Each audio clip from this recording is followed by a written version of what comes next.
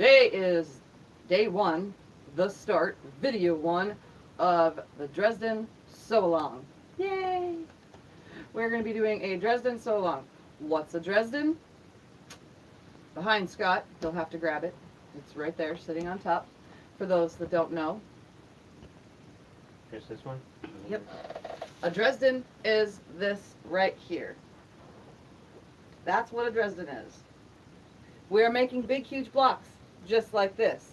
So, for those, like I said, in all the videos that I have now announced it, we're making these big 24-inch blocks. And I'm going to go over everything in 2 seconds after I tell you. If you're new to my channel, don't forget to subscribe, like, share my videos with your quilting friends, and I'm hoping that you guys are all following along. So, requirements. If you're just making one block, you just need some scraps or fat, like 5 fat quarters, 5 different colors, for your blades, because there's 20 blades per Dresden. And then, a 5-inch square for your center, a 24-inch square for your outside, as well as some border fabric, which is like not very much at all. And I think I said it yesterday. Anyway, for the main project, we're making a twin size, which is going to be about 75 by 93. Somewhere around there. It's twin size. It'll probably fit on a full-size bed as well, but this I'm making for a twin size, and it's pretty big because these are big Dresden blocks. You need a 40-piece fat quarter bundle. If you are only, if you're only making this project and not the secondary with the scraps from this, then 20 piece for your 20 blades is all you will need. Second, you need 6 yards of your background fabric, which is this fabric right here that sits in the background. 6 yards of that. And that, if you are only making the project and you don't want any pieced anything, and you're not using the extra whites that come in your bundles, for your darks for your Dresdens and your lights for everything else, then you will need 8 full continuous yards if you're not piecing.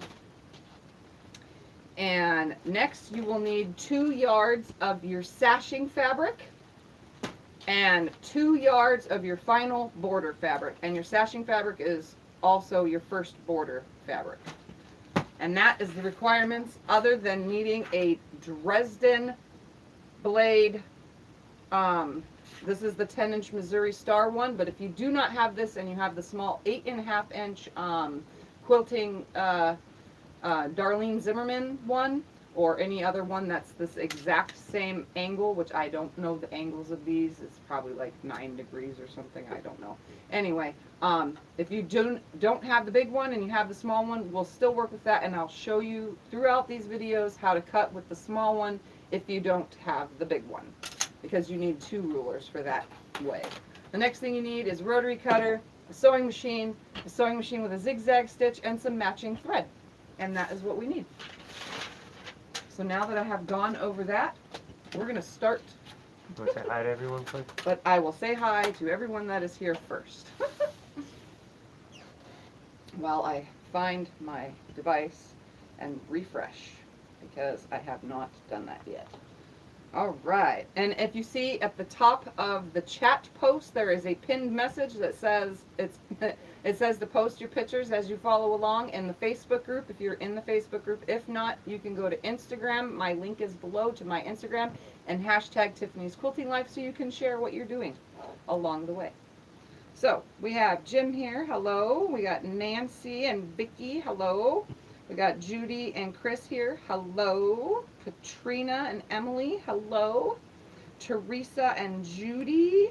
Hello. And Auntie Ann and Bettina. Hello, hello, hello. And Kim, don't forget Kim. Kim. And Kim. I didn't see her name. It hasn't popped up yet.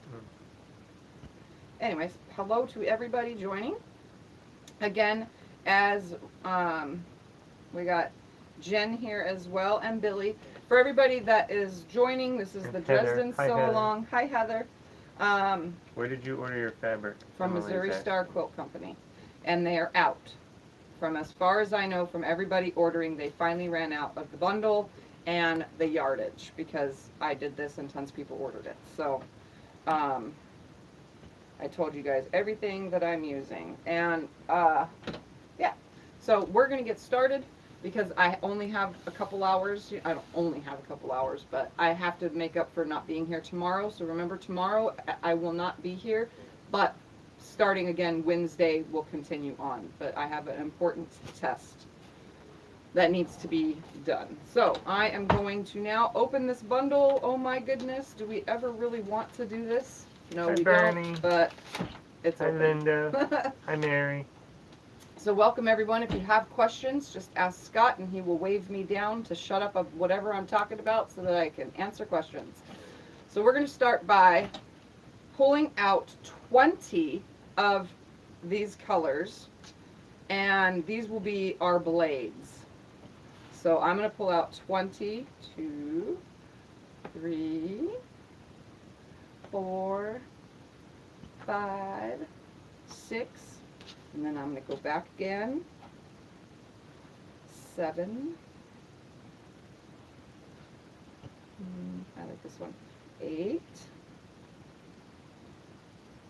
9, 10, 11, 12, 13. We're going to go again. 14, 15, 16, 17, 18, 19, and I'm trying to have some leftovers towards my secondary project, so that'll be 20. Yeah, that should be plenty. And now I'm also going to separate my super lights. Well, that sucks, Heather. We feel your pain. We've had termites 3 times now. They're terrible. Yeah. 3, 4, 5, and 6. Hi, Denise.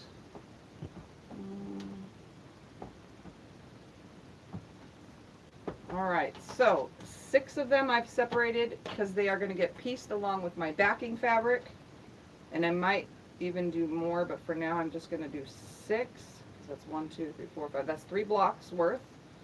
Then I have my 20 fat quarters for the Dresden blades themselves, which are these big parts right here.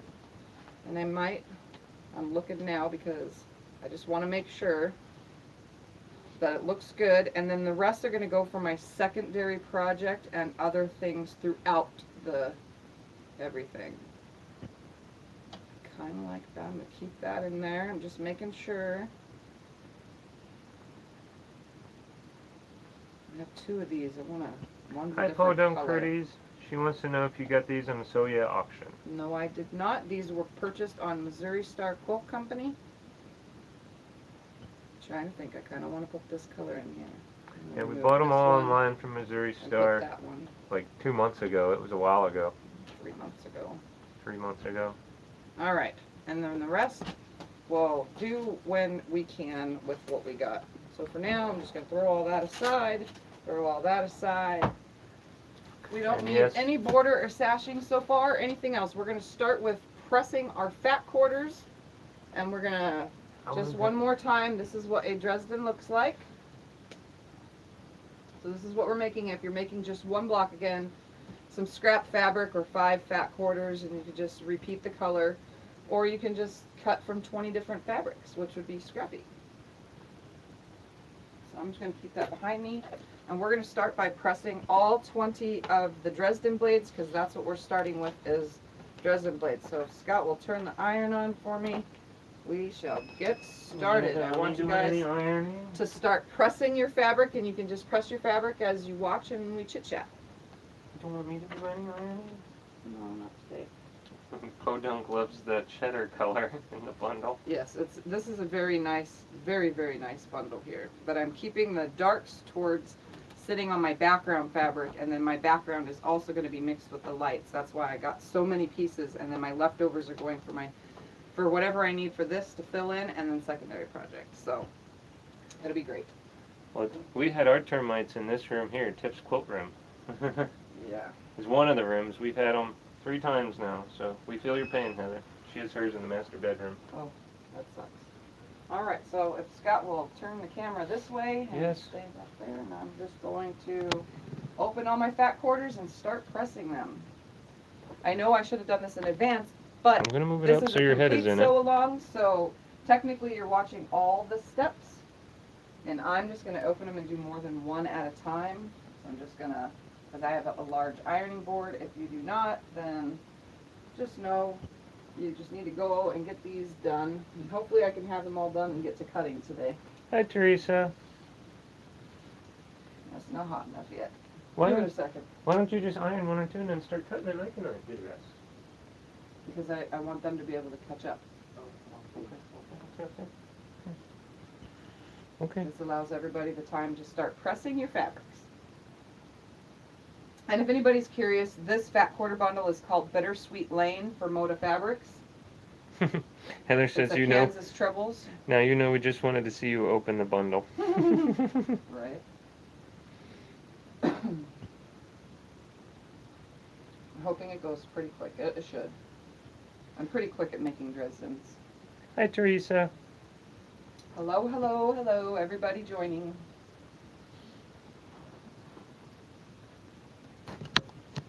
You're in. I put it up, so it's not.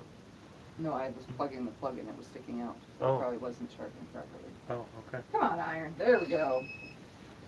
So I'm using lots of steam. I am not going to starch any of this. There's no reason for me to, because I'm going to be sewing everything and blah, blah, blah, blah, blah. And I want to be quick about it, so I'm just going to leave out the starch. And if the wrinkles aren't going away, then spread them with some water or starch. That's your own personal preference. And this is all I'm going to do for the next few minutes. Let's make sure everything is nicely pressed.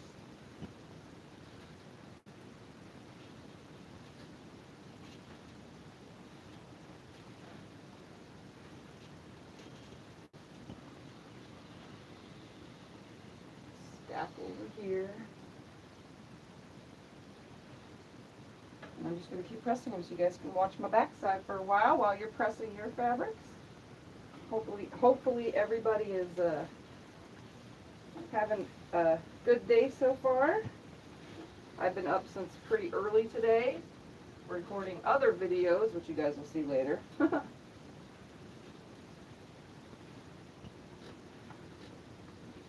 My constant steam iron helps really well with this kind of work here, with this frequent pressing.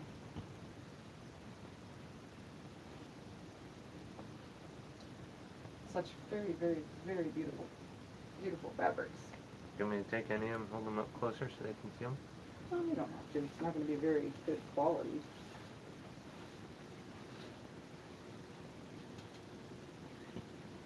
What do you mean? They can see good up close.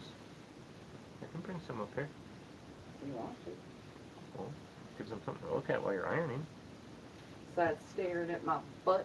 Well, I moved it up, so it's not that much on it, but it's still.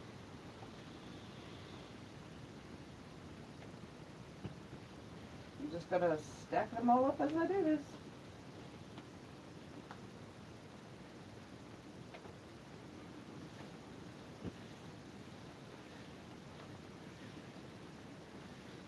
See? Pretty. See, you can see that. Good quality. Good quality.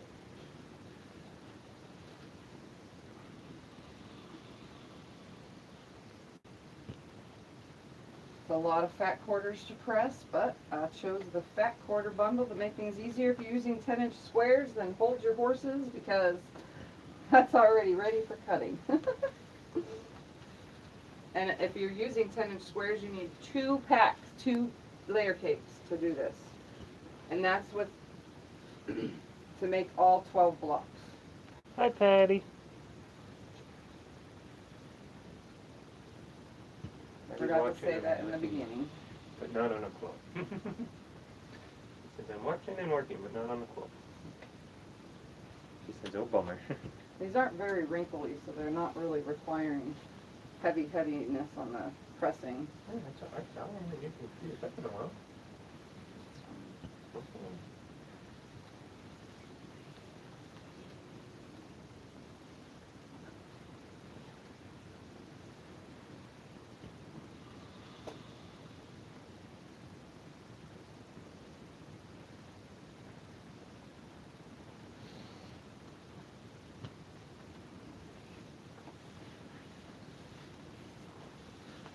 Everybody's prepping.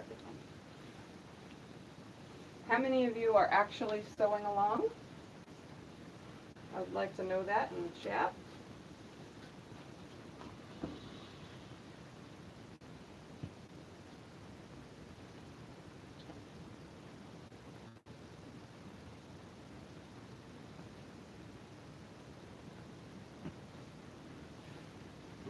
No one's answered that yet. I'm hoping you can hear me. Hopefully I don't need an external mic, because I don't have a wireless one, so. Okay, Kim is. She says, I will be. Vicky's just watching. Oh, Bernie's going to, just waiting on fabrics. Okay. Well, good thing that these videos will be here. That way, those of you who want to do it later can still do it later. Judy's just listening. Oh, this one's pretty. This one must be. That one's nice. This is definitely a very, very, very nice rustic country fabric line. And when they're all put together, it's going to be beautiful. You can just take them and show them, I guess. How about that? Yeah. And then lay them back flat. Let me help you. You never let me help you.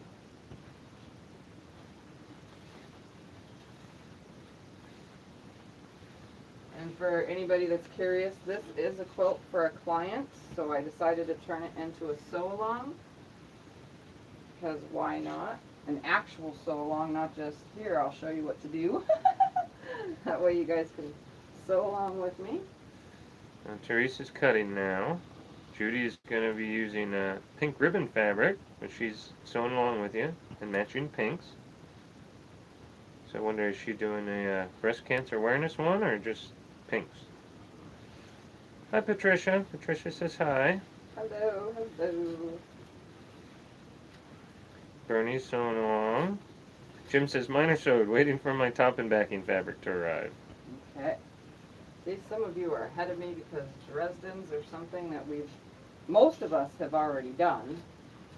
At least I know I have a bazillion times now. Nancy Ann's going to. She changed her mind on the colors. She's going to do hers blue and white for Father's Day. Oh, that's awesome, though. I've changed my mind a few times.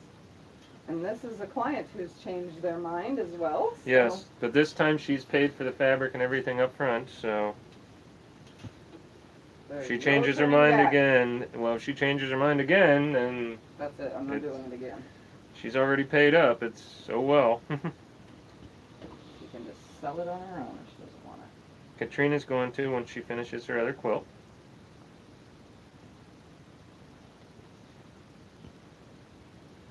So again, if you want to start your fabrics, you can. I'm not worrying about it. They're pressing nicely. This bundle wasn't folded for many years on its own, so the wrinkles are coming out pretty good.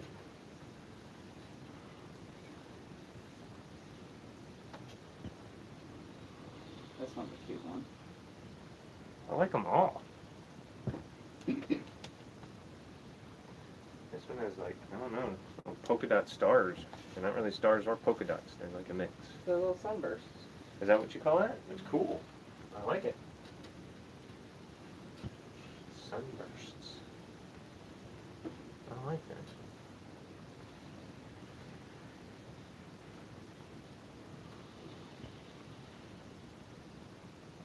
Alright, just a few more. Nancy's just watching today. Bernie says she's a newbie, so she's not going to be quilting. And don't forget, when I'm finished with piecing the whole entire top, I will be showing you guys quilting ideas, but from the long arm, but it can all be done on a sit-down domestic machine as well. Just going to give you the idea of showing you how I'm quilting it. It won't be heavily quilted, but I'm definitely doing it on the long arm because for me that's easiest. And since I have it, I use it.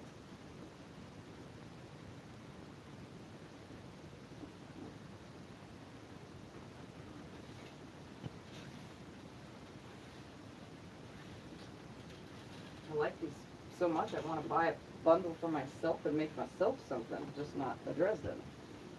Well, Bernie, now this is your chance. You can do a Dresden plate. Bernie says that she's never done a Dresden plate. You can do one now. And if you guys can't find the Dresden rulers anywhere, contact Stephanie Stitches on Etsy. She should have them in her shop by now. Yeah, Becca was posting it on Facebook or whatever that she has them, or she should have them. Yeah. So you guys just contact Stephanie. Hi, Angela.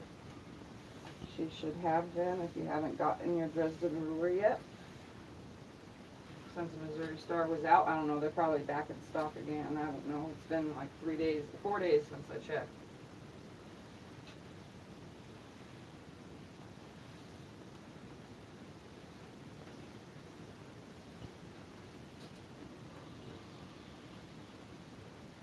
Two more.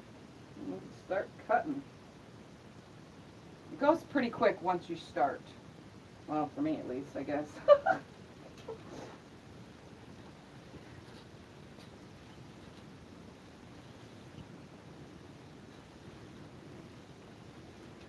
And we're also going to be moving the camera angle so that you can watch closer when I get to the sewing part and stuff, which probably won't be today. We'll see how fast I can go.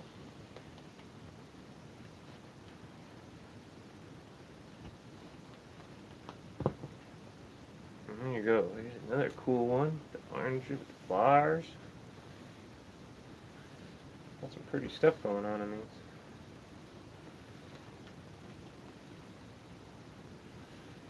If you call this designs, what are those little flowers? Those are the stems of the flowers. Yeah, it's like the stem with the little. All right. Here we go. All 20 now are pressed. Come back over here. And I definitely cannot cut through 20 layers, and neither can any of you. I'm 100% sure about that. So what I'm going to do is because I normally I can cut like 6 layers, and I do have a fresh blade, which is what my most recent video was. But I, right now, because of my hand, cannot. So you guys cut with what you're comfortable with. I'm going to go with 2 at a time.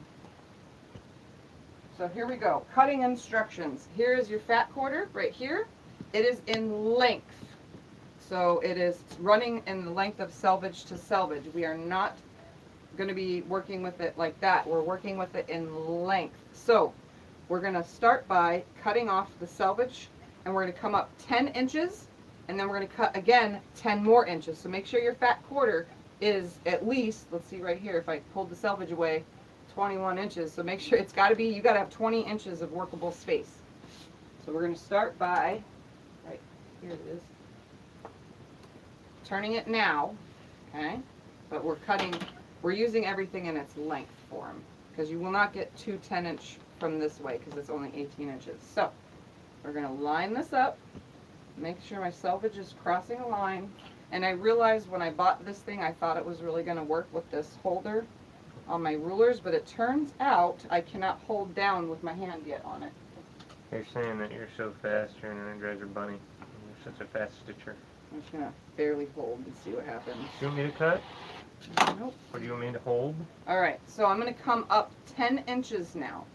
And I'm going to make my first cut. And I'm just going to lay this right here on 10 inches. You never let me help. 10 inches. 10 inches. We're going to switch to my new cutter blade. Everything should be nice and good. We're going to cut. Separate that 10 inches worth. And then we're going to come over 10 more inches, which will leave you with like an inch or an inch and a half of fabric, which is just going to go in my string pile. Just like that. Yeah, she's going to do that then, Auntie Okay? Ann. So all these I will be using in something else. All right. They want you to show the way to use the smaller ruler then. Yep, I will right now because we're going into that now. So, first 2 cuts are done, 10-inch strips. This is why you can use 10-inch squares, but you need 2 packs. We're going to start with the Missouri Star layer cake one. Does it need to come closer now? I don't think so. I don't know. Does it? Your head's already not in the camera. Hi, TET's on. All right, well, what I'm going to do is... Do you want me to move it closer? You I can guys- do all that. Oh, you guys are close. Look at that. Yes, I told you, your head's not even in. Okay. All right, I so can we're going to move it lay the Missouri closer. Star ruler, Come on. the Dresden ruler, on the one side. I'm going to show you with this one first. And I'm going to grab my left-handed ruler to start, or my left-handed cutter, and I'm going to like attempt to try to hold this down without pain. And I'm going to make my first cut along the one side. And again, that's just going to go in my scraps. I'll figure out what to do with it later. And now we're just going to leave that right there, and we're going to cut the opposite side, just like that. So there we have 2 blades. We should be able to get 6 full cuts across this. Now, if you don't have this, and you only have the smaller one, what you're going to do, as long as your piece is 10 inches, you're going to lay your smaller one on here, just like this. And you'll probably have to turn your fabric to whatever hand you are. And we're going to lay we're going to butt another ruler up to that ruler, keeping everything 100% lined up. You're going to butt it up to that ruler. Carefully hold Oh, I see what you're doing and there. make your cut. So if you do not have the Missouri Star one, every single one of these cuts are exactly the same. So you would make your start cut first by lining, say this was still here. We'll just do it with this one so I can show you better. I'm going to bring it down. Say you only have this small one. So you're going to line up your small one first. You're going to take your secondary ruler. If you're right-handed, then this is the perfect angle. You're going to lay it on here, making sure that your ruler, your template is laying 100% flat against your fabric. Move the template away. Make your first cut. Toss that. Can you guys see that, or do you want me to come in closer? Then you're going to put your template back on there, lining it up like this. And if you have to turn your fabric, because some people can't cut left and right-handed. So just carefully turn it if you need to turn it. And then you're going to lay this up on here. And why didn't it line up properly? Oh, because I cut from the lining from the bottom. Line it up from the bottom. Duh. Put the bottom on there first, just like that. Move your template out of the way. Grab your left-handed one. And I'll show you right-handed in a second. So there's that. So if you're right-handed, turn the whole entire thing around. Like this. Line up the bottom, not the top. The top is going to give you a really tiny piece. Don't line up the top. Line up the bottom, which is my skinny end. Just like this. Lining it all up. Take your secondary ruler. Put it up against it. Don't push it or shove it. Move the template out of the way and make your cut. So this is for right-handed. So just once you make your first cut, turn it. And always put the smaller end down on the bottom because you want your wide top, which is like 4 inches. So just lay that down on there. Put your secondary ruler. This takes a little bit longer because you have to use 2 rulers. Move it out of the way. Make the cut. And they should all be exactly the same. So I'm going to cut a Missouri Star one off of here. I'm going to turn it around because I want to cut with my right hand. We're going to lay it on here so that you guys can see these blades are exactly the same. So I've been cutting with the small one and I just cut a big one. And they're exactly the same. See? Perfectly. All the way down. So you want to make sure, I'm making 20 piles here, I got to put them on the ironing board. I can do Just that. do 2 rulers. Always line the skinny part down on the bottom first. Just like this. Put your ruler up on it, like this. Move it out of the way. Make your cut. Okay? And you'll get 6 blades per one strip unit that you just made. You should get 6 blades from the 10 inches by the width of the fat quarter. Am I supposed to be re-ironing these? No, just 20 piles. And then my leftovers is just going in the leftover pile. I'm making 20 or 12 piles, not 20. 12 piles. There should be. I'm not done yet. Alright, so I'm going to slide this over Are you now. done with the iron? Yes. It's beeping. Yep. And again, I'm just going to start cutting. See how easy? So if you're cutting from the opposite hand and you're using your other ruler, lining it up from the bottom. So I can just switch back and forth if I needed to this whole entire time. Hi, Quilting Just Beauty for and people Bucks. who don't have it. Hold it down, line it up, move the template out of the way, and make your cut. Okay? You're always lining the smaller one up from the bottom. If you accidentally line it up from the top, you're going to have a really, really skinny piece, and I don't even know what that will create. Never done it. So just know that you can still do this if you have the small ruler or template for the 10-inch blades. Just like that. Okay? And if I turn this around very carefully and put my Missouri Star one on here, I can switch right back to it every time. And I'm going to use this from now on. Okay. I just wanted you I guys got to 12 know. now. That makes 12. Yep, you should get 6. 6 Dresdens per every time we make a cut. And then all my leftovers I'm saving for a secondary project except for the salvage. And I feel like I'm comfortable enough to have switched now to more than 2 layers at a time because that blade is so fresh. It So is a again, new blade, yes. I'm going to line these up. This fat quarter, look how crooked this fat quarter is. Oh my gosh. It's like off like quite a bit.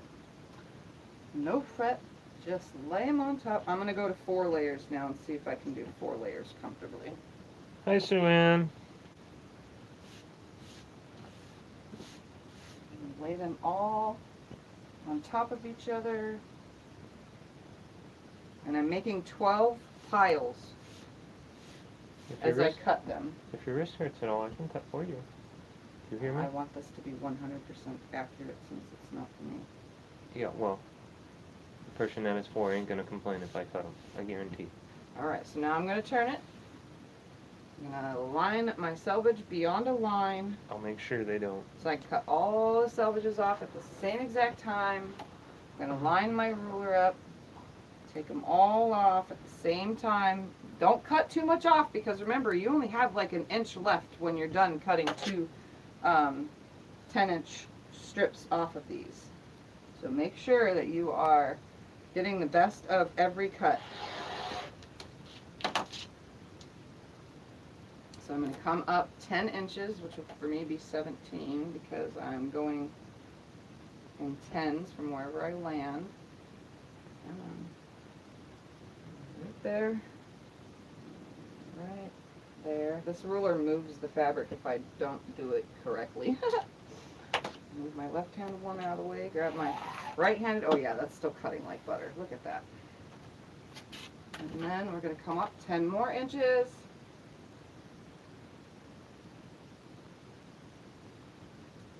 Lining that up.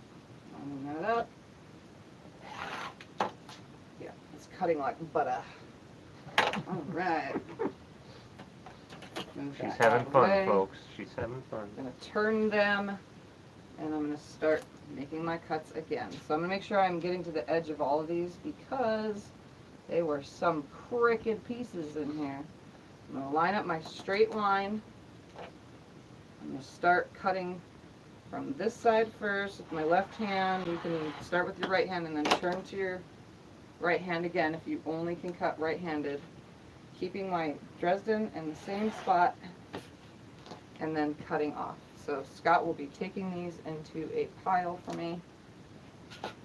The ones you're cutting? And all you do is flip the ruler. Yeah, just put them on each pile. Oh, okay. I'm keeping them on these piles, though, right? Yep. Okay. Just put one on every pile. I got you, I know what I'm doing. So let's just start cutting. And if you're using a layer cake, you should get 3 per layer cake square. So you should get 3 Dresden blades per layer cake square. Again, that's why there's 2 layer cakes if you're doing this by layer cake. So all we're doing is flipping the template over and over and cutting. And one more. That was 6, right? I'm at 5. This one that you just cut is 6. Okay. So, moving to the next. Again, I'll show you, this is if you're doing only right-handed. So you would make sure that all of your ends are about the same spot, because not all fat quarters were exactly correct. You would cut from your right hand like this, turn it around, and then start cutting from your right hand only. And be careful when you're turning it around. If you have some kind of spinning mat or secondary mat that you can just move around, that would probably work. But the fabric seems to stay in place once you start cutting it.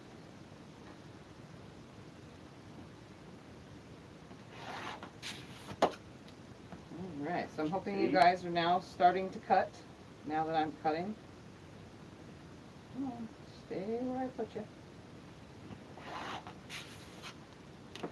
And just watch your fingers and stuff, because these templates aren't very big, so you have to hold them a certain way.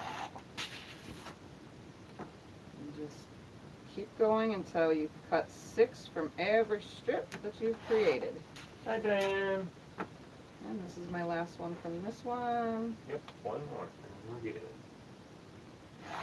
Oh, I might get the sewing today, because this is going faster than I thought. Oh, I'm sorry. Alright, 4 more. Do it 4 every time. I can hand you them too. I can do that. I'm stacking them all up together. I may have stacked them after I pressed them, but I didn't stack them good enough. There's my 3. What's that work for? No, it's 3 so far. Oh, what did I say? And 4. I could probably even up it to 6 with my new blade, but I'm not gonna push anything. Oh, hit your wrist. Just take your beat. Alright. So again, turning it, finding a line, getting rid of all the selvages first. I lined all the selvages up when I laid them on here. I'm going to cut with my left hand first. You can do it with your right and then turn the whole entire thing if you're right-handed only. This is the only part of my life that I'm ambidextrous. Well, besides the fact that I had surgery and forced myself to do everything left-handed. Yes, you taught yourself how to brush your teeth and all kinds of stuff. Alright, so we're going to come up 10 inches, which for me is on 18. Lining it up nicely. And I can't cut right-handed with these regular rotary cutters yet. I can only do it with this one after my carpal tunnel surgery, for anybody that's curious. I haven't been able to yet with the regular cutter.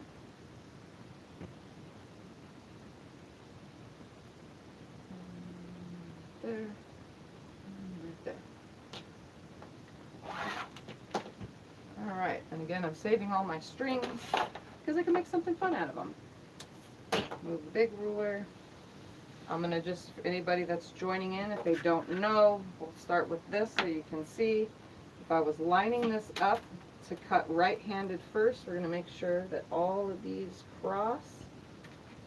If we're using the smaller Dresden, we're going to line up that bottom, making sure it's crossing all the fat quarters on the top. It is about right there, there, and everything is nice and flat. Oops, I'm cutting from left-handed. Let's start this way. Duh. I'm a moron. You're not. You do it how you feel comfortable. Oh, let's find the ends of all this side. I'm thinking right hand, but I always start with my left. Hi, Julian. Okay, so I'm going to line this up. in case you're using this ruler, you don't have another one. Julian says, I'm going to start you did a great job on the pantograph. I really enjoyed that. that. You hear me? Awesome. Alright, and now my next one will be a right, no, that will be left-handed. Turn the whole entire thing around. Then line the bottom up like this with the template. Pull the other ruler over. Just making sure I go over this one more time for anybody that needs it. And then cut right-handed. And then line up the bottom small part again to the next. Put your ruler against it. Move the template. Cut right-handed. And I'll do this whole entire one this way. Just because I want to make sure you guys know that it's the same thing for everybody that's just joining in, or you needed to see it one more time. I tend to repeat myself quite often when I'm teaching you guys. Alright, line that up. Lay this against it. Make any adjustments. Move it out of the way. Cut. Do it again. Line up the bottom, not the top. If you line it up at the top, you're going to have a really, really skinny guy. So put your short guy down here at the bottom. Line it up. Put your ruler against it. Move the template out of the way. Make the cut. And we'll get one more. Again, lining that ruler or template up. Put the ruler right up to it. Just like this. Hi, Laura. Move it out of the way, make the cut. So there we have how the short one is used. And that's the last time I'm using it because I don't need to use it again. So you should get 6 cuts per. Alright. What all did everyone miss that it's just joining? They're just missing the pressing and what I just did with the cutting to start. Well, So you again, only did pressing and cutting, guys. You didn't miss too much. ooh, no! I pulled that. I don't know how I'm going to get that off there because of my. There we go. You want me to cut? I can cut. Lay that right there. I'll make sure that all these are lined back up real quick. They are. It just didn't cut the thread and I tried to pull it away too soon.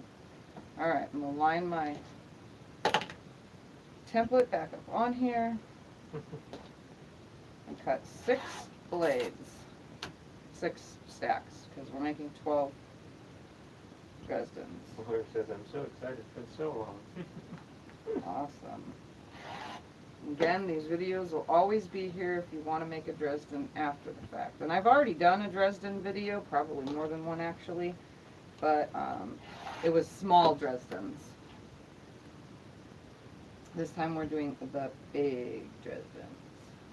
Did you do the unicorn one on me? Yeah. Yeah, that one's awesome.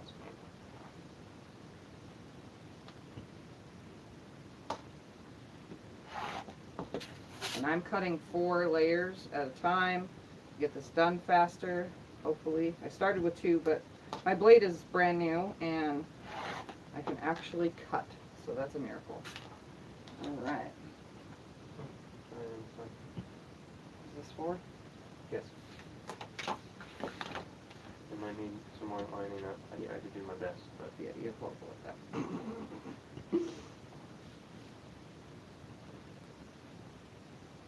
Hopefully I'm not knocking all that on the floor.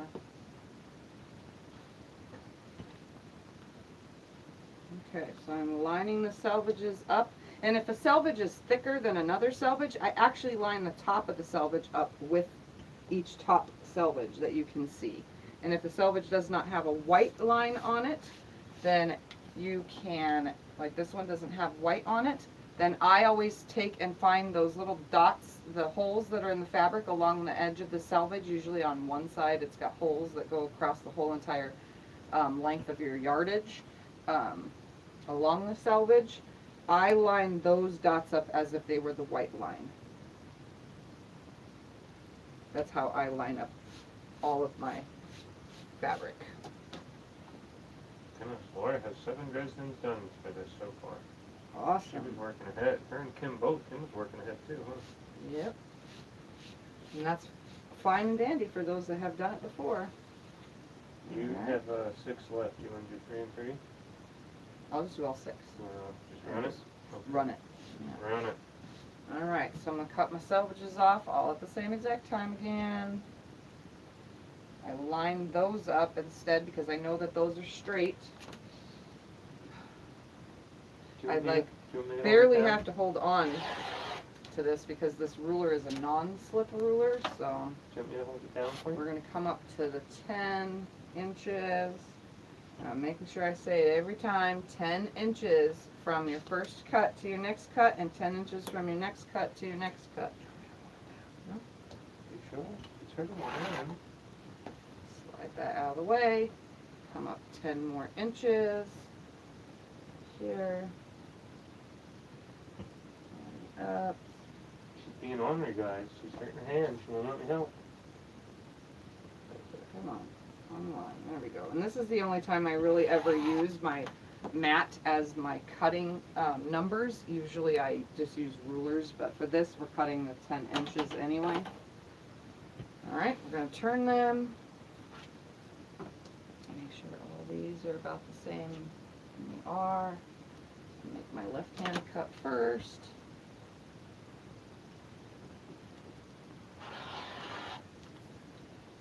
Swap to my right.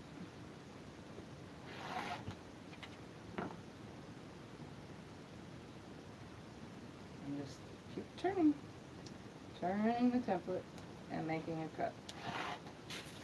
And it's really hard to get these off, you know, with some templates and stuff, it's like the next cut is off a little bit.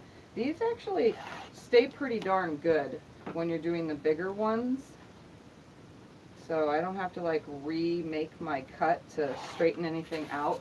And there's enough fabric here if you can re-straighten your cut out if you mess up, you know what I mean? So you'll have like at least, you know, one end, if you go close to the end, is this amount and the other end is this amount. So you have plenty of room if there's a miscut and slightly off. You can line it back up. I agree with you, Kim. I think they're beautiful. I think the lady will love this one. Yeah. Yes, it's going to be awesome. And yes, I'm doing all 12 blocks with all 20 blades the same in every block. I'm just going to rotate them around. So they won't always be sitting in the same spot. Alright, start with my next. I'm just going to keep going until I have nothing left.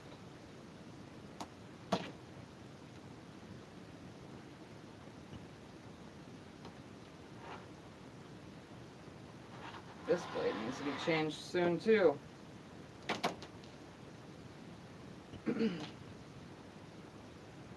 Pull blades out. I can put change for you.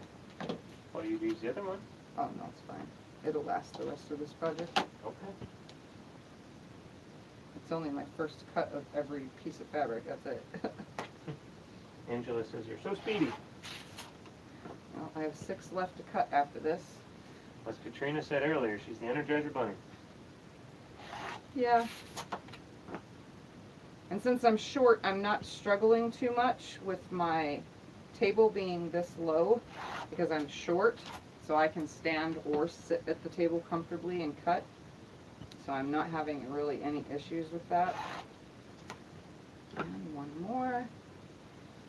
I know some people, my older table was taller and I loved that. That was perfect. There was no bending over with that. But, I mean, it's working just fine with this one.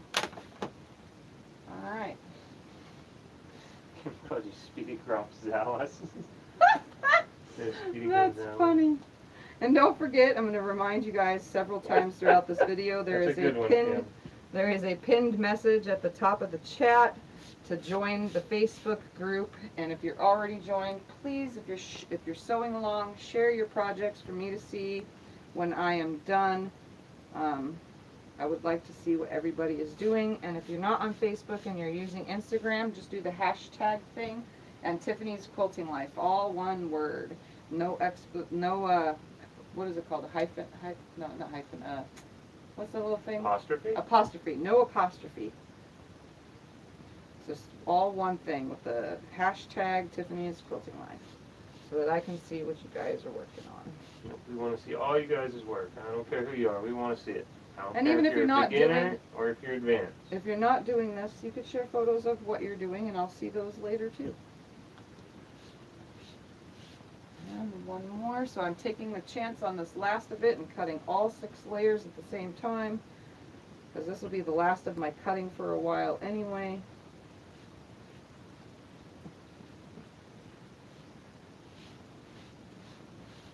There we have it.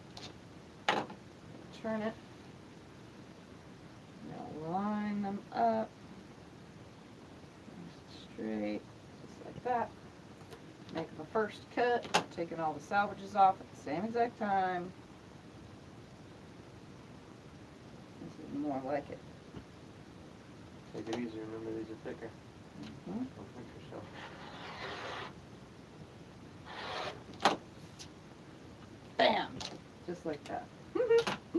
Alright, we're going to come over, 17, that's 10 inches. Holy cow, Vicky got snow. How many of you guys are still getting snow? A lot of them are still getting snow, surprisingly. Wow. It's rainy here today, but there's no rain. It's just the clouds for the Yeah. rain. It's just cloudy here. It don't rain. Cloudy and a little bit on the chilly side. Not chilly like for you guys, chilly for me. We get 1 inch a year if we're lucky. That's if we're lucky. We get more than 1 inch a year. Alright, now I'm just going to turn these and cut. So again, just going to line it up.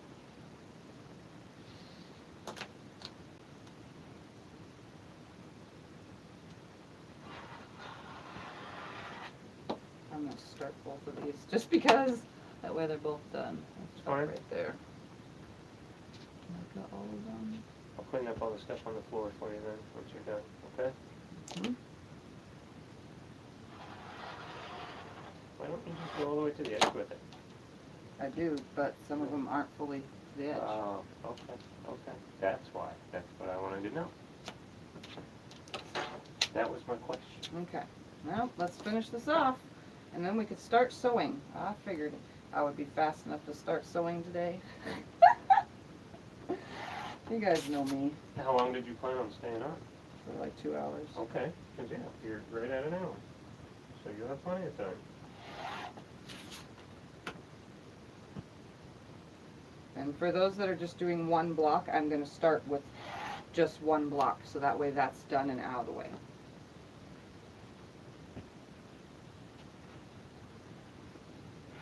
Oh, Hojo Pretty said snow last week.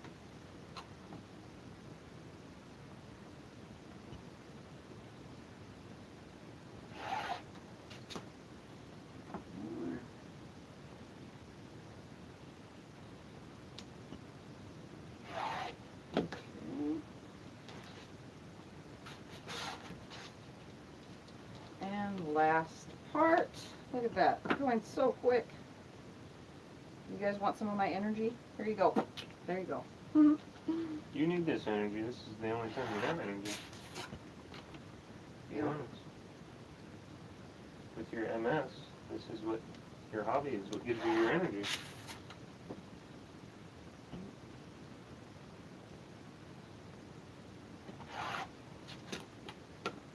Wow, this cutter was just changed, and there's so much dust in there now. Look at the Did that parts just that come just out of fall it? out of it. Ew. Yep. That's gross, yeah. We just cleaned that last night. We made a video for y'all. If you guys didn't see it, I posted my angle, my view of how to change the rotary cutter, because I was getting confused watching everyone else's like towards me, like you guys are watching towards me. I had to do a my perspective video because I was confused. So I watched and watched and watched. I watched Becca's like 6 times before I said, you know what? Let's just do it my way. Some people just don't learn like others, you know. Alright, there you go. I'm done with that for now, and we are going to now move on. I'm going to take a drink of water. Okay, do you want me to start handing you these now, or what am I doing? Hopefully you guys saw, we're going to put the camera now up next to the sewing machine. And what we're gonna do is start with just one for now. The rest I'm gonna chain piece, but I want you guys to see. And I'm hoping you also understood both of these rulers are the same exact thing. You just need to line them up. Make sure this always goes to the bottom. Always to the bottom. So if that's your flat edge, it goes to this side and you would cut from it. Never line it down at the bottom this way because you'll have too skinny of a piece. I showed you how to do that. So now, You're going to be back on Wednesday, right? yes, I'll be Hold back on Freddie Wednesday. is asking. Here is 20 Dresden blades now, and I'm going to show you on the way to the machine how I have it stacked. And we're going to come as close as we can. Watch out, Scotty. So see, there's the stacks. So there's 12, well 11 now because I moved the other one to the machine, but here is 11 stacks now of 20 blades, and my 12th one is over there. And now I'm going to unplug you and take you over to the machine. I can do it for you. Okay. Hi, Gisela. Gisella's on from Sweden. All right, can you guys see as close as possible because I can't block myself in completely. I have to squeeze in just like that. If anything, Scott can try to zoom I can in. move the... I'm using a contrasting thread, which is a cream color, to do this. So what we're going to do, now that we're at the sewing part, I know if you guys are still cutting, the sewing part of the video will still be here. I'm going to put, if you have a seam guide or anything like that, please use it unless you are very accurate with your sewing. I'm going to put my seam guide down. I do have a 1/4 inch foot, but I'm not using that for this. I'm just going to use my seam guide because I'll be switching, you know, I don't want to have to switch the foot out a bazillion times. So I'm going to do is I'm going to put that on my 1/4 inch line like this. I'm going to take one to start with. I'm going to fold this onto itself, right sides together. So here it is, right sides together, and I'm going to match up this corner right here, and then I'm going to put this down at the machine. Let's make sure that I'm actually stitching it like I'm stitching it like a 1.8 because I know it's a tighter, but I don't want my tip to come undone, and I'm going to show you a trick to that. But I'm going to slide that through. I'm just going to leave it there. I'm going to grab the next right sides together, and I'm going to put those two sides that are open together, and I'm going to make sure it stays lined up, and then I'm going to slide it through just like that. So I'm going to continue on, right sides together. The opening side is the side that I'm sewing in first. I don't always sew my Dresdens that way. Sometimes I put them in with this side first, with the fold side first, but for you guys, I'm doing it the proper way. So I'm putting the open side in first, lining it up, sewing it through. Now I'm just going to sew through all 20 of these. Again, right sides together, sewing a 1/4 inch. 1/4 inch. I'm going to put all 20 through.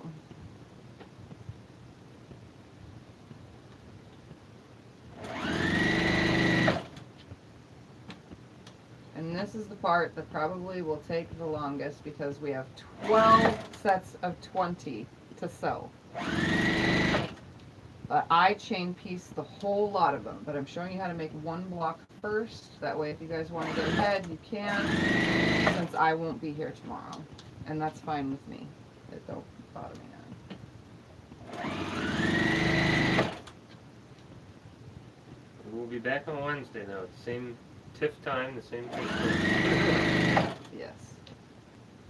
And I just realized I have a different color bobbin in here. I forgot to change my bobbin. It's still orange. That's fine. Okay. I'll change it in a minute. It'll work good. When this one runs out, or when I'm done with this block. See you later, Kim. Bye to whoever is leaving. I didn't. Teresa says, did you cut all the blades already? Yes. For the whole quilt? Yes. Sorry. Was I going too fast? The videos are here. The replay, if you need. I showed both ways with both rulers on how to cut. Oops.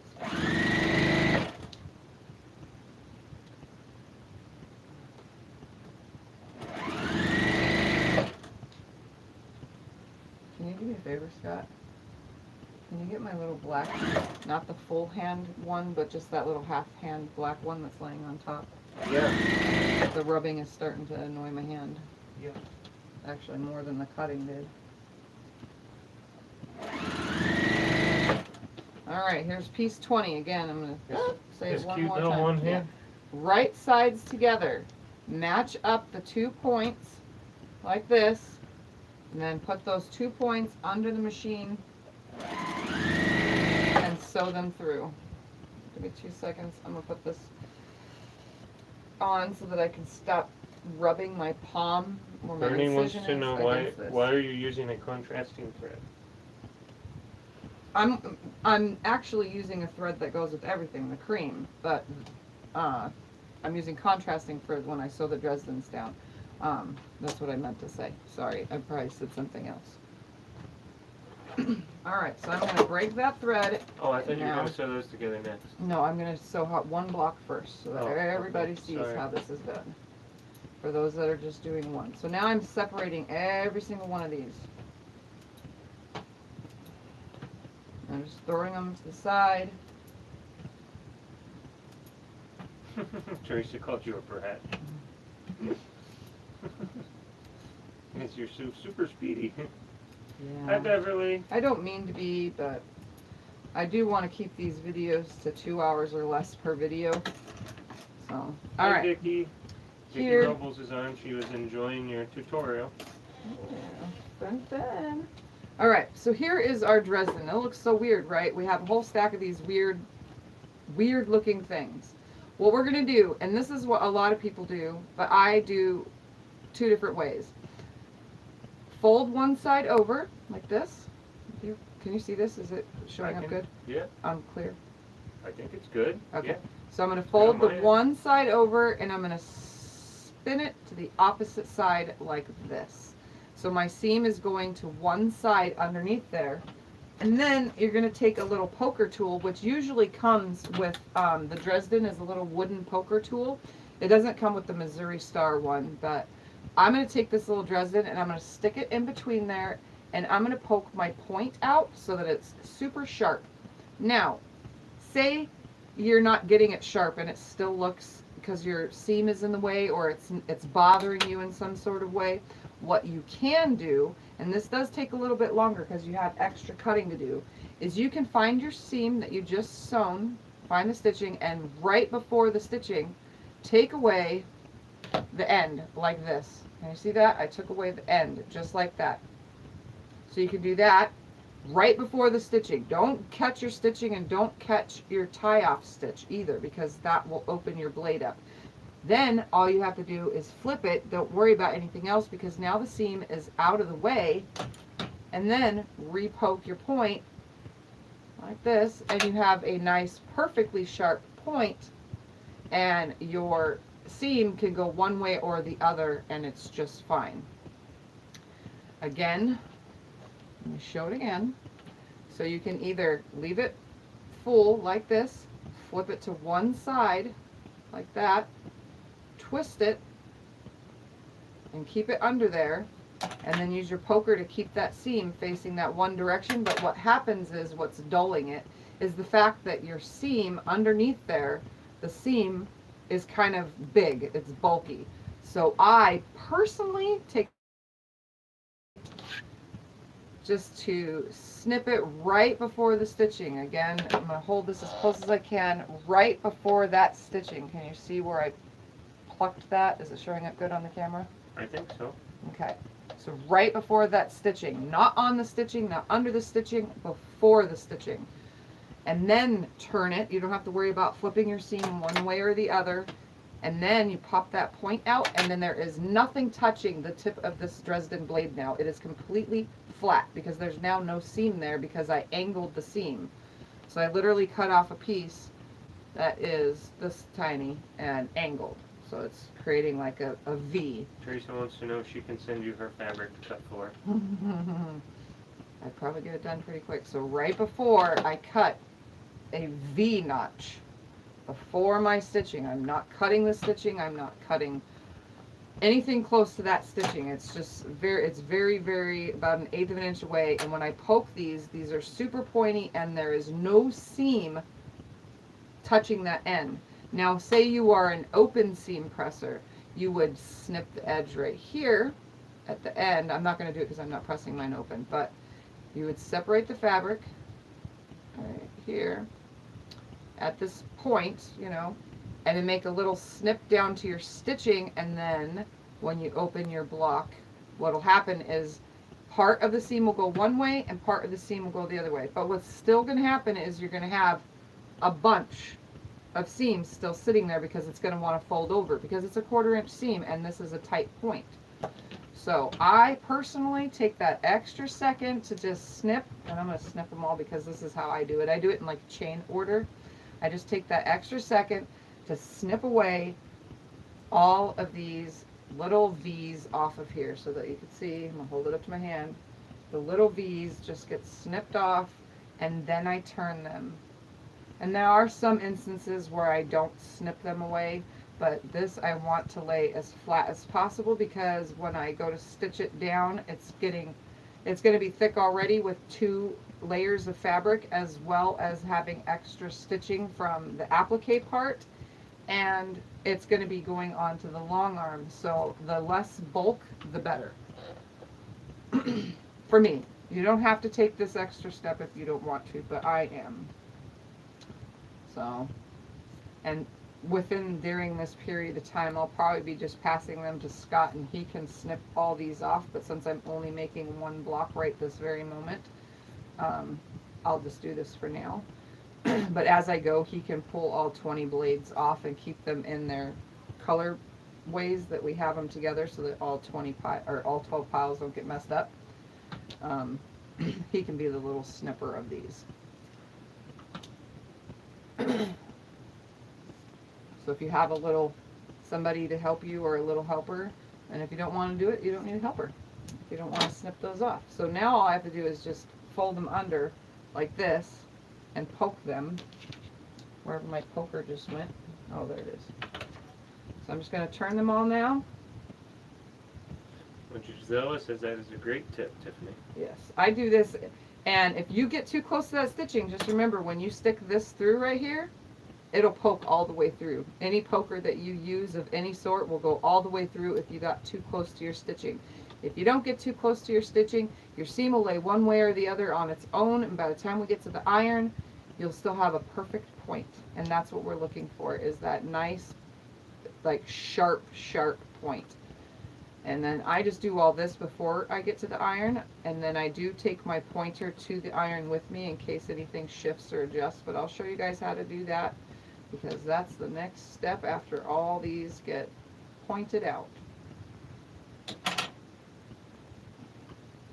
So I'm just going to flip them all, put them on my lap, and then not put them on my lap before flipping them.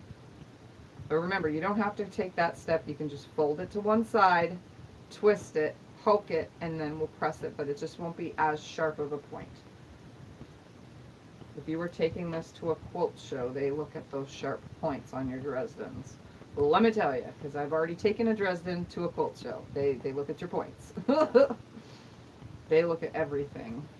They look at how flat the block ended up, and so on and so forth. It's pretty crazy.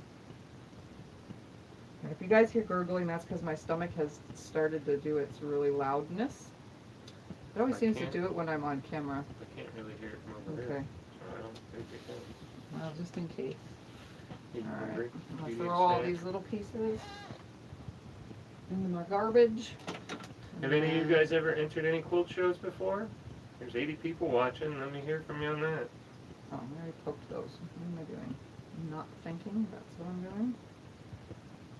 So I'm just poking all my Don't points poke out. yourself with your little shank there, honey. This is not a sharp shank. You like that? He's got me calling the darn thing a shank. Darn right. I even typed it on here.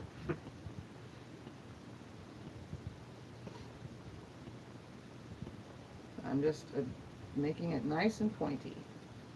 Nice and pointy. Look at that. So look at that point. It's like perfect. You can see it from this side too.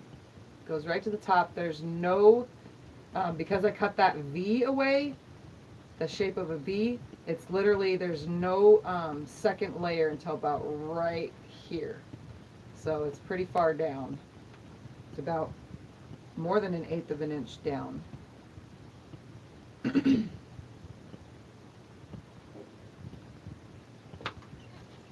Judy hasn't entered any quilt shows.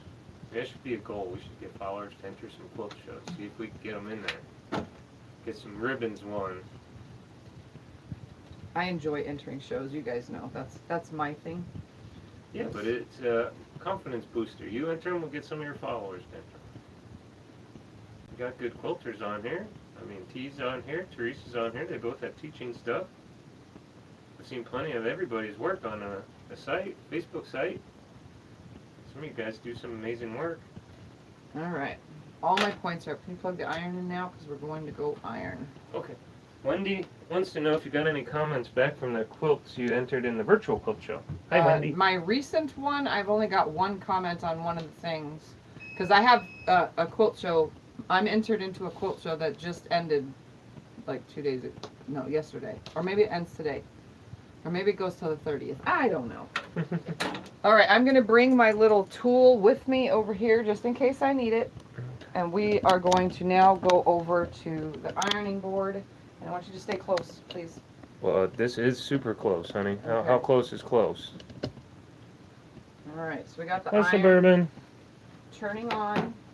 How close do you want? Right here's fine. Right here. I want them to see this. Right here. Well, it has to get back So, to the charger I soon. brought my hair marker / shank with me just in case. And what we're going to do is when the iron is hot, your seam is naturally going to mostly lay towards that center.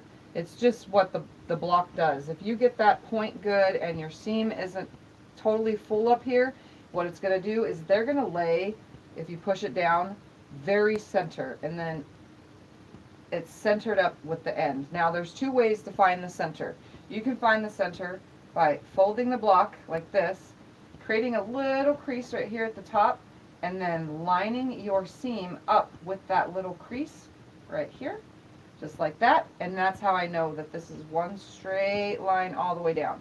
Hi, Robin. The other way you can do it is to just press it down, which is what I'm going to do. So again, you can fold the block in half like this, lining it up exactly in half, making your little crease at the center with your finger. Just put a little crease right there so that you can see it from the other side, and I can see my little crease, and then lining your seam up with that crease, or you can just eyeball it, which is what I do, because that's the most easiest way and it gets it done faster. And I'm all about the fast. You guys know this. So, bring this over here. I'm going to start with one at a time. So here's one that I did not line the center up. I'm just going to look and say, oh, that looks good right there. I'm going to put my iron over it, like this, and then from the top, make my way down. And if you lose your point, just use your hair marker or your pointing tool and push that right back up, and there it went out. Just like that. Iron it down, put it in your stack. Again, here's one that I made that little crease on. So I'm going to line that up with the crease. I think they line up exactly the same. And then iron on down. So what you have is this right here with a perfect point. I'm going to hold that as best as I can. Right there. Nice perfect point. Just like that. My seam is exactly in the center because I folded my block in half, but I really could care less about that. Thank you, Suburban. I'm just going to line it up just like this, and I can see that here's my seam. Goes straight down to the center. That's where I want it. I'll take the iron and go down over it. Just Suburban like that. says prayers for your test tomorrow, honey. Yes, thank you. I'll have to drink 2 gallons of radioactive fluid. That's the part I hate the most. So again, it's centered. This one had that little mark because I did 2 of the blocks, and this is the other one. Just found it. Hi, Linda. Come down, and again, a nice perfect point. That's what we want. Linda says they make a metal template to use for prairie points. Oh yeah. Like Dresden's. That's easier, but takes longer. I think this would work too. I'm not sure. It might be exact. There we go. So the burst template kind of lays on there. If you stick it on, it goes right into the point. But obviously you can't iron on it, so you would have to You have to flip pull it over away somehow. and hold it just like that, and then iron. So it would take too long to have to slide something in. I know they have one that you can iron right on, but Oh, yeah, this, she says they make a metal one. Yeah. You can totally iron the metal one. you can use the burst template if you have it to put that corner in. I mean, no big deal. I don't have any other corners that are that angle. So I just line them up. It's easy for me, and I'm all about not wasting a ton of time. So I'm going to center that just by eye, put my iron on it, slide it down this way. Move the block out of the way, iron it where I want it, iron down. So they're nice and crisp. So far I haven't had to push any of them really out. That's nice and center. Go from the top down to the bottom. Nice and center right there. You can eyeball it and go, look at that, nice and straight. Come down. Again, just going to do it with all of these. We're going to do the first block today because why not? We can get it all in one day. I just go like this and I go, oh, that's center. Woohoo, yay.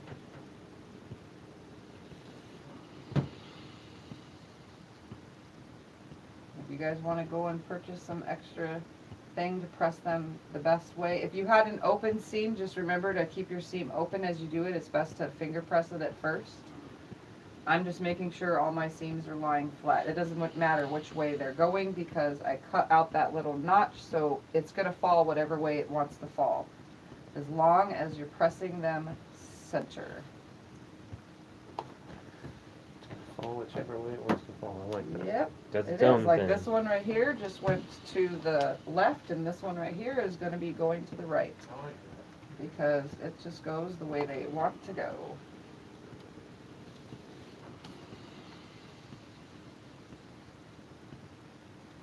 Again, I'm just doing this. This is all I do.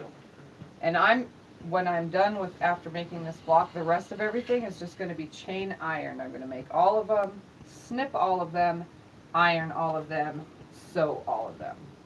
And it'll just be going in a chain order. So it'll give everybody time to catch up when I go to do all of that, which will probably be by Wednesday, starting it all.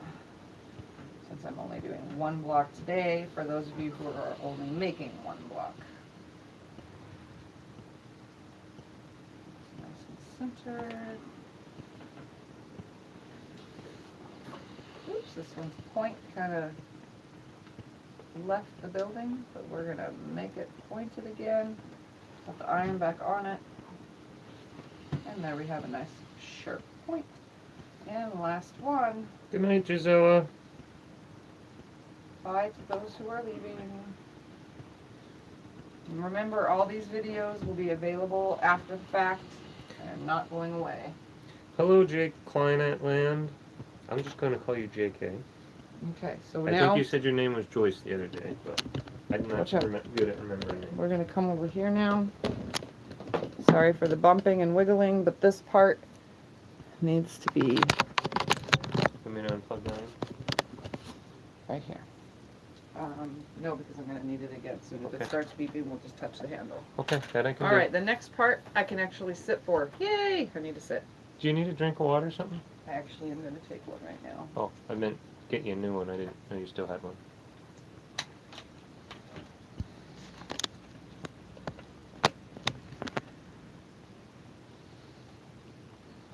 All right.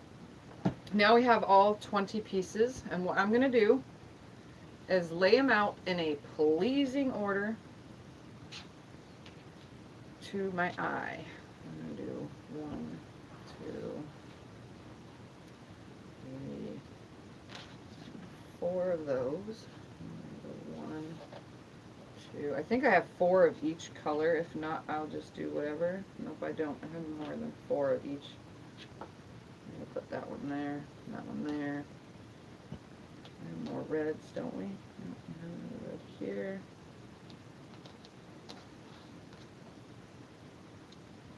Put this one here as if it was red. We're going to put a brown here. Put a green there. I'll move things around. And all the blocks are going to be different. They're not going to be the same. Let's put the blue there. Green there. Brown there. Blue here. And this purpley color there. Wow, that's big. It looks big right now, but when it's sewn, obviously it'll be smaller. Alright, so I'm going to look and make sure that I have it pleasing to the eye. Like that, like that. Looks good. Those two browns are running fully through it. And it looks good. I'm going to leave it. The next step is to sew the darn things together. And I chain sew all of these as well. I chain piece everything. We're going to start with 2. We're going to sew those together. And I'm going to remember that I started right there. What I'm going to do is I'm going to line up, back to the sewing again. So here's the top and here's the top. I'm going to put them right sides together. And I'm going to line up the 2 folded sides nicely, hold those together, and then pinch over the bottom and straighten that out. Sometimes you will notice that the 2 tops will not be equal, and that is okay. So what I'm going to do is I'm going to sew these through, and I always back stitch at my top right here. Move that sort of out of the way more. Teresa says, okay, I got 1 layer cake cut up.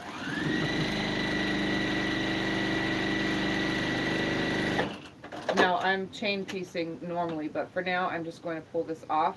I'm going to open this up and finger press it right now, just finger pressing to the right. And you can see that both the ends, right here, if Scott wants to take this closer to the camera, he can. Okay. But both the ends are together. That I can do. That I can do. Show the 2 points where they come together, and then there'll be a few that you're going to see throughout this that won't come together. They come together as a heart, like that. And the reason why we are chain piecing is because there will be no, it'll be easier, just, you'll see. So I'm going to grab the next 2, and then the next 2, and then just keep going all the way around. So I'm going to line them up at the folded end, hold them together with my fingers, then align the rest of the fabric up, and then sew it on through. One says, what pretty color. I'm back stitching, sewing it through. Grab the next 2. Oops. I'm going to bring it over to me. We're going to put the blue on top. Lining the triangle. So here's a triangle that doesn't line up. Okay. At the top. This one, I don't know if you can see from over there, but this browner color is, the triangle tip point is bigger than the blue one. That is perfectly okay. Just line up the side that you're going to sew. Hold it with your finger, or a pin if you want to pin it. I don't see no point in pinning it. Just hold it. Lay it down nicely. Della says you make it look so easy. Run it through. Grab the next 2. She does make it look easy. Again, I'm just going to lay them I right agree sides with together. I'm going to match the 2 ends first that are folded down. Then I'm going to hold those 2 bottoms. I'm going to line it up and sew it through.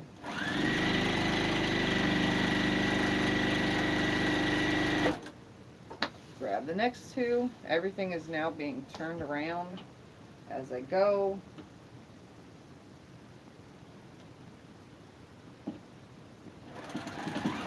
And I always backstitch at that start. Thread will cover it when we applique it. So don't worry about it if you can't get all that thread. Grab The next two. Hi, Brenda. Brenda says, "Oh, you're live. Hi." Hello. Yes, today is the start of the Dresden sew-along. Yes, every day at 11, she's going to Except for try tomorrow. and be on and do this. Yes, except for tomorrow. We will be back again on Wednesday at 11 our time, which it is now 12:25 our time. So that helps you guys figure out our time compared to your time. Hi, Ann. Hi, Debbie. Now I'm just sewing them all through. Debbie says, "Yeah, you're back sewing and not using your seam rippers." Yeah.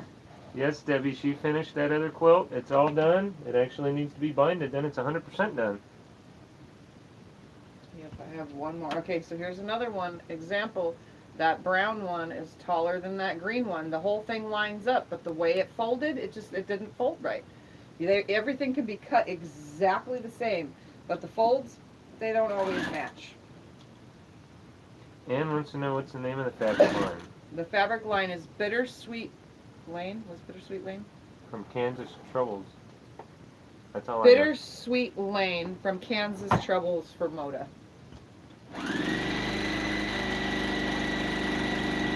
He says, "I like it." The next two, push them through. 1/4 inch seam. I forgot to say that in the beginning. We're sewing a 1/4 inch seam. Vicky says it's great fall colors in the fabric line.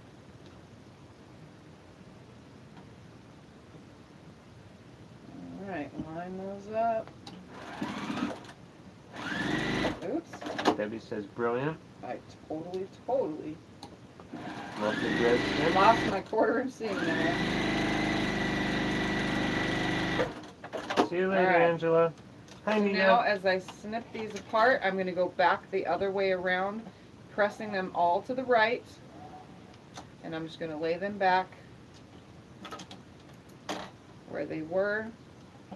Just finger pressing all of them to the right. You can open these seams if you want, but again, I don't really do open seams much, and it doesn't seem to be bulky or anything when it's appliqued down. So I say just press them one way or the other because it doesn't matter. It's going to be like sewn onto another fabric permanently. Oh, Brenda says, "My man is just finishing up a t-shirt quilt with that line, and he likes it." Oh, that's pretty cool. That T-shirt does sound quilt nifty. with all this. That sounds pretty good. That does sound very nifty. That one What are there. on the t-shirts, though? That's for my question. Fishing shirts maybe would go with this? Oh, or like yes, that would. shirts with deer heads and stuff, like rustic type Yeah. stuff, you know? Yeah, Antelope, yeah, animals. things like that. You That know, would look cool. wilderness style. Fishing, deer, ducks. Okay. So you can see I went the That opposite would be way, awesome. That laying would be a these quilt I back would out, finger pressing them. If you don't have long enough nails or it's hurting your finger, you could always use your wood press, your wood finger press, which is what you can find from T with T Quilts. She's the person to talk to about getting these, and all it does is push your seam back instead of using your fingernails and ruining your fingers. So now they're sewn together in sets of 2. Now I'm going to turn the 2s into 4s and just keep going until the whole entire thing is put together. Should I be ironing as we go? No, I don't iron until you'll see. You guys will see. Trust me, this works perfect. Okay. I'm going to put these 2 now right sides together. I'm going to pull the side that I want to sew. Line it up. Again, I'm doing the same lining up. Every time I do that, I start at the folded side. I don't start from the bottom because then the folded side will be different. Sometimes one will end up longer than the other, and that's what's going to ruin it. You always have to start from the folded top. That's the best way to do this. With Dresdens, they can all be cut exactly the same, like literally exactly the same. Pressed exactly the same, but for some strange reason they do not come out exactly the same. So here's 4. I'm going to hook it, make 6, hook it, make whatever, so on and so forth. There you go, everybody. T just posted her little thing there, so you guys can go on there and check it out. Make sure that I tell you guys all the tools It's a cool little tool. I think it's pretty nifty. Yep, and you can order them from T's website also and get the matching, or you don't have to have matching. She sells them in all sorts of wonderful, wonderful colors. I have purple just like T. But one side is a seam ripper, the other side is a pointer, which also could help with sewing Dresdens if you need. So just know that it works, and you can find them through T, with T Quilts, tquilts.com. I don't know what she has left, but yeah. So here's 6. Let's gonna make this 8 now. So we're gonna take these 2, put them over, bring them up here. I'm just sewing them in a time, 1, 2, 3, 4, you know. I chain piece the whole start of it. Urban says I have tons of chances troubles, but not that line. It's very pretty. It is pretty. And I'm just gonna press it. I'm gonna grab the next 2 because I know they go right here. I'm gonna put them on here.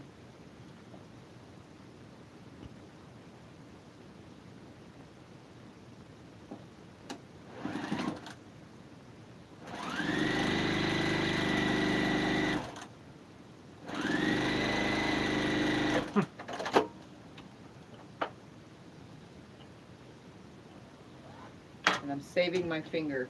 So I'm going to hook the next 2. T's telling them all the colors. She has neon, cherry key lime. Yes, there are blue so many angle. colors. They're all in beautiful. stock. Awesome. If you haven't known, if you don't know, you guys could also, T is a channel. Take yourself over to her channel and subscribe. Iron is beeping. Grab the next 2.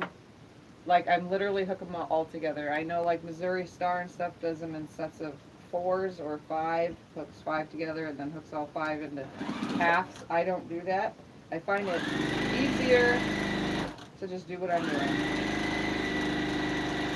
And I don't press in between either. You guys know that. You can press if you want in between every single one, but it's not going to change the way it's going to lay when we're done either way. So, you will see, especially for those that are newbies to this.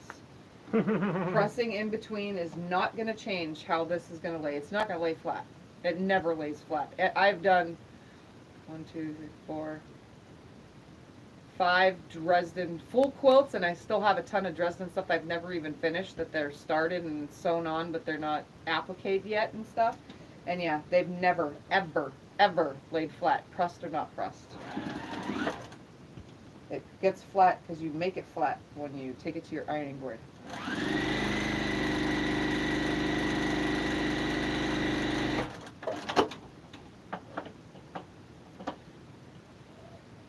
This is saving my fingers so much right now. Like, seriously. I'm glad I grabbed it out. Alright. 2 more for this.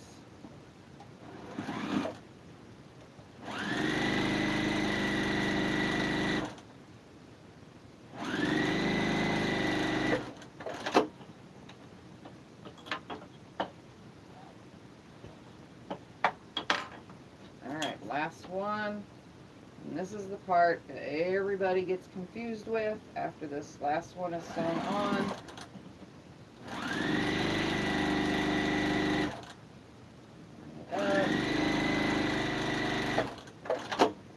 Now you're thinking, well, what do you do now? Because you have this. Either way, you're still connecting 2 halves if you did it the other way. So how do you do that? If I have this opening, what you do, so here's my opening, is I'm going to take this, fold it over to this side, and again, it's not going to look like it matches up at first. You're going to take your fingers, line those up, and you can pin it if you want, but there's no real actual need to. Hold it right there where those 2 folds start, line it up at the machine, bring it under, then line up the end right here, hold that, sew it on down, and now I have 1 full Dresden blade. I'm going to press it, and you can see just finger pressing, you can see it has bumps and lumps, It's not flat. They never lay flat. I could tell you right now it's not going to lay flat when I just press it. So we're going to take this over to the iron now. And I'm going to put the whole entire thing wrong side up. So I'm starting it wrong side up like this. And what I'm going to do is I'm going to come in and I'm going to push all of my fabric that I finger pressed all down. All the way around. And you have to lift it a little as you go and move it, but we're going to start by doing this first. We want all those seams to go nice and flat the way that we finger pressed them. T's uploading new photos on our site. Awesome. So it'll be all nice and fresh for you guys to go. Yep. You guys can all see. check it out. So I'm just, okay. I see what you're doing. That's pretty nifty. So I'm just pushing all of my seams down, and you can see just pushing them down has flattened it even more. See? You guys Okay. see what she's doing pretty good? You want me to move the camera closer? Now that I've pushed all of my seams down, I'm going to flip it over like this. And I'm just going to flatten it out. So you can see again, it's still not flat. It's never going to be flat. It just doesn't work that way. No matter how you press it, if you pressed your seams open, if you press them this way or that way, it don't matter. So now I'm going to take my iron with my steam and press from the top. And this time I'm not going to worry which seam turned, flipped, folded over itself, whatever. I'm just going to keep going in my circle like this until I've gone around it a few times. I hit that center really good like this. Yeah, I can walk it up there. Just do that. So you can see I'm just making my way into a circle all the way around the way I've pressed it. And I come back to the center every now and then. We'll quick flip it over and show them the back. Just to, I don't know, I'll pretend to go over. So I originally started by pressing all of my seams in the same spirally direction, like that. Again, for me, this is the easiest way to get it to lie perfectly flat and have no bunching on the top. Flip it over. Your seams are now going like this. So you just take your iron with the direction that all of your seams are going. And if you end up with a fold, like see this fabric right here, it kind of slightly folded over, like ever so slightly. If that happens, leave it, because you're going to be quilting it anyway. Leave it. Ann says it looks beautiful. So you just keep going over it until it's super duper 100% the flattest ever. Just takes a little bit of ironing and it gets the Dresden as flat as can be. So you saw on the table, finger pressed, had lumps and bumps. Now it's 100% iron, and if you have a fold or a tuck, all that's going to go away when we quilt it anyway. And usually they happen right here, which is going to have a center piece that's going to cover that right there. So What color is there's the the centerpiece Dresden going to blade. We're going to do it from this stuff be? Ooh. right here. I'm Okay. probably going to choose. You guys are welcome. I don't know which one I want to choose. I was just curious. You don't have to do it now. You can keep doing your thing. No, not contrast. Hi, Rachel. Rachel says amazing. I think I'm going to use this one. Beverly says beautiful. All right. Now, I think that would be the best one. Yes. What we're going to do is we're going to take a fat quarter. One of my light fat quarters I have chosen, and I should get 12 5-inch squares from that. I think that's the best one because all of my Dresdens are going to be the same exact thing anyway. Are we coming So- back over here now? Yes. Okay. I'm going to press this now real quick. And we're going to cut 5-inch squares. I'm just going to cut all 12 of them now and get it done. Because we're only using one for now, but I'm going to cut them all out. Is that going to be the center of every Dresden, or are you going to do them Yes, all I'm different? going to do the center of every Dresden with these. Okay. That's why I said the more fat quarters, the better. So this is nicely pressed. Hi, Ginger. Ginger says beautiful. I love that. And what I'm going to do is I'm going to cut this into 5-inch squares. And you guys are going to have to excuse me for just a minute. I need to go potty. I know Okay, it's take so your weird time. to just randomly do that. Take but your time. I will show them. I will show them the stuff. I will show them fabric. we will go and we will preview the fabric that hasn't been used yet, different colors. Show you guys a little bit of each of that, the stuff we have coming up.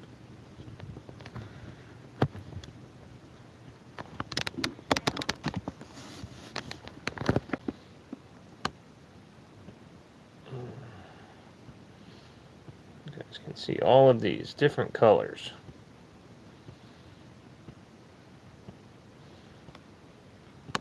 Oh, that's pretty cool right there.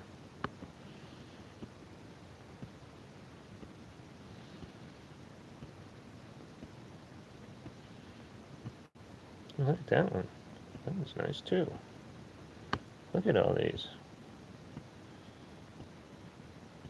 Some of these are duplicates. We did use some of these, but oh well. Up here's the ones we have not used at all yet.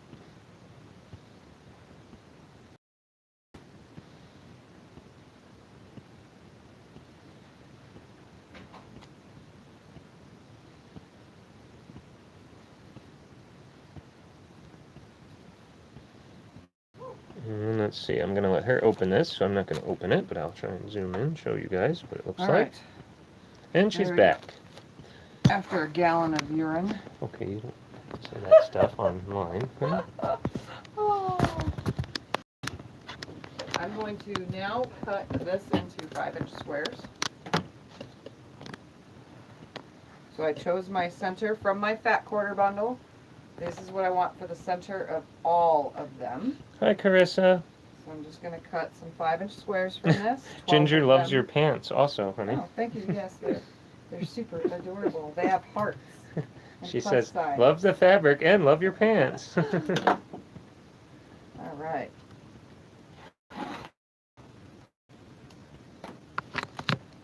So we're going to now cut 5-inch You squares. see, guys, I planned this out ahead of time because she told me that might happen, and I said, well, everybody in the world has to go potty at times, so if it does, don't worry. I'll just show them fabric.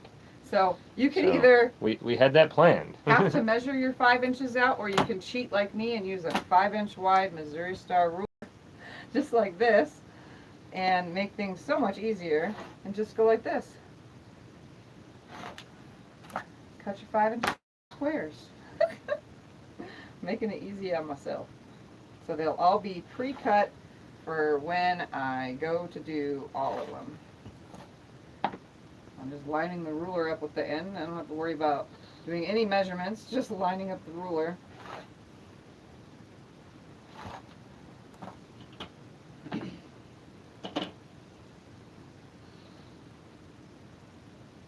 we should get all 12 from this. Yep, Suburban, that is right. What? One thing we all have in common. Alright, so now I'm just going to sub-stack all these like this. Sub-stacking. Yeah. How about it? Oh, I cut 4 at a time. I would have just said stacking all them. You went with sub-stacking. I like the I'm weird, word. right? I'm going to line this up The to word cut you all used, the it ends, was cool. just like that. Turn it around so that I'm cutting right-handed today. I'll line the end of my ruler up and cut my 5-inch squares.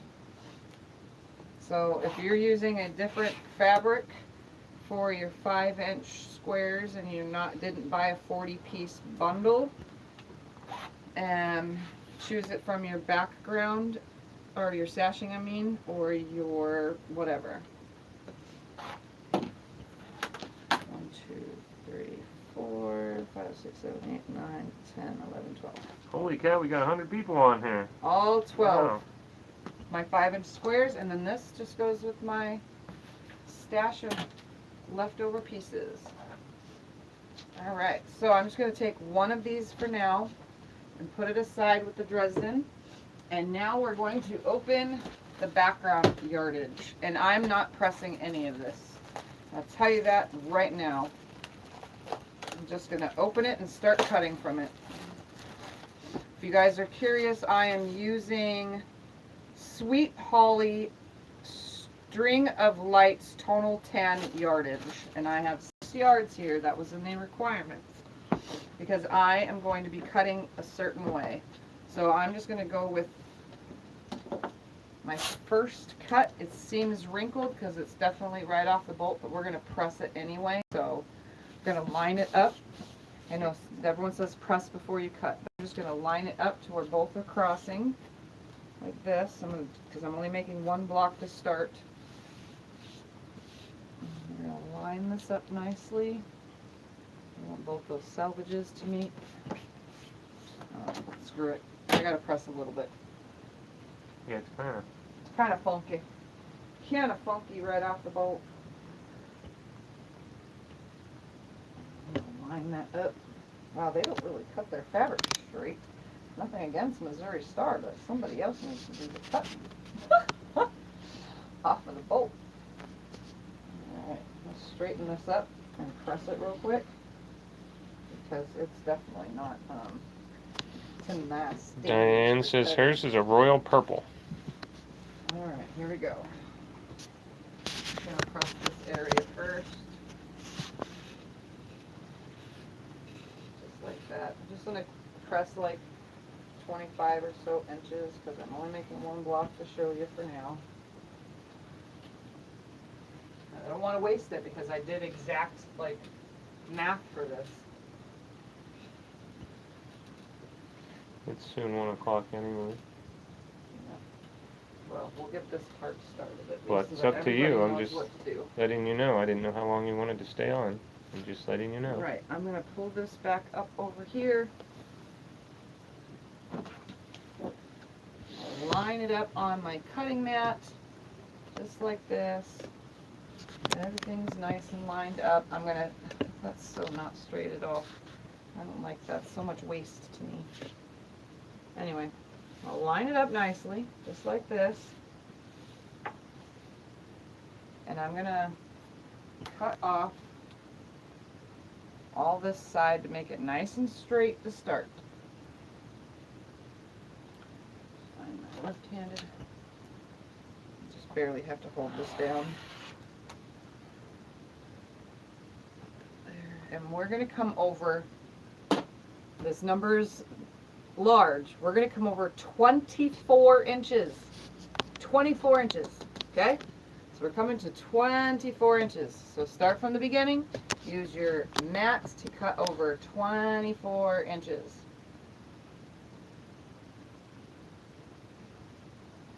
Just like this.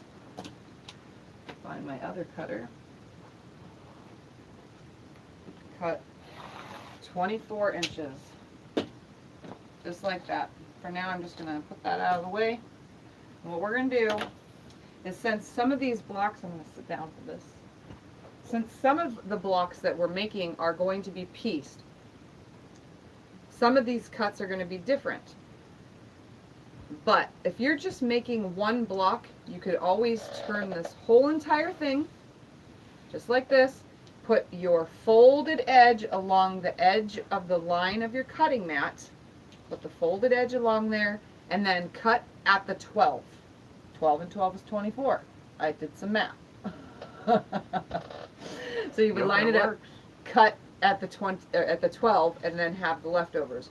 But because we're going to be piecing some blocks, we need at least 12 inches left over, which is not available. So we actually have to open this up like this, and I'm going to get rid of this line by pressing it, and we're going to cut again so that we can have a full block, and then some will be pieced blocks. Do you want me to move it? Is he lying again? No, that's, okay. no, it doesn't need to be moved for that. I'm just going to press this nicely. These are very large blocks that we're making for this, 24 inches. Alright, so I'm starting off by just pressing that so that it fits, because some people don't have the really big, huge ironing board. What we're going to do now is line up both my straight lines right here on the side, because I just cut that. We're going to line it up just like this, just like that, flatten it out, just like this, and I'm going to cut the selvage off. And we're going to line this up.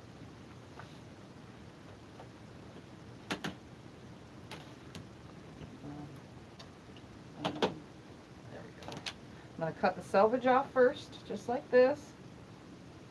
Line this up nicely, line it up nicely.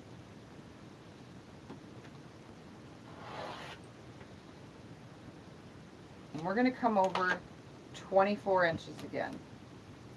Okay? And both of my sides that I just cut are nice. I'm just going to cut at 24. So now I should have one big, huge 24-inch square right here. Just like that. And then I should have plenty, 24 inches by more than enough to cut 12-inch strips from the leftover, because we're going to need those. Giselle's back. She said she couldn't fall asleep while you're live. Oh. Alright, so I'm just going to fold this out of the way for now until we get to the pieced blocks. I'm just going to make its own little pile, and now here's my 24-inch block, and we're going to go to the ironing board. Am I going back over there too? Yes. Okay. Don't worry, Giselle, it's soon nap time here for us. As soon as I show you guys what I'm doing and get you guys started on this. We're big So on nap I'm going to leave time. you with sewing the rest of all your blocks between the time I come back on and the time I'm not. What I'm going to do is fold this in half, like this, lining it up exactly in half, and I'm going to make a crease right here with my iron, a crease right here with my iron. I'm not pressing a whole entire crease throughout the whole entire thing. Then I'm going to fold it in half the opposite direction, like this. And line that up and put a crease right here with the iron and a crease right here with the iron, just like that. And then we're going to open this back up and lay it down, smooth it out, and you can see I have 1, 2, 3, 4 creases. Those are your registration marks. This is how this is going to work. Do you want me to come in and... close, Yeah, please. let me come in. Hold on, I have to unplug it. So they can't see the creases that you're talking about from back there. Okay. So I have 1, 2, 3, 4 creases. Okay? I'm like hitting all this. I'm passing in front so you can see. Hold on, it's focusing. Okay, now it's focused as good as it's going to Okay. get. Now you're going to take your Dresden. Now you have 2 ways you can do this. You could line the Dresden up where the intersections, like this, line up with the creases. So you can see my intersections line up with the creases. That can be how you do it. Or you can twist it like this and put your points at your creases. Okay? So Oh, all okay. 4 points can be sticking out like that. I don't want to do it that way. You can do it however which way you want to. That's on you. And that so long wise it's on you too. You can line the points up with all 4 points that you created, or twist it just ever so slightly and line up your indentation. I like it with the indentation. I've done this on most of mine, with the indentation meeting up like this with my crease, just like that. So see how I did that? You guys getting this? So you can either put the point on your crease and center your block that way, or you can put the V at your crease and center your block that way. You don't even need a center marking here because all this lines up. Whether you're lining the point up or you're lining the V up, it doesn't matter. You can put them however you want to, as long as you're matching one way or the other. You see that? Well, I'm trying to So I'm show going to them turn each it one more one. time.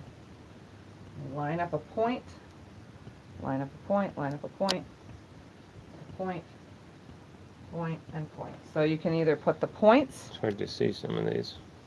you can either have the point come out on your crease, like that.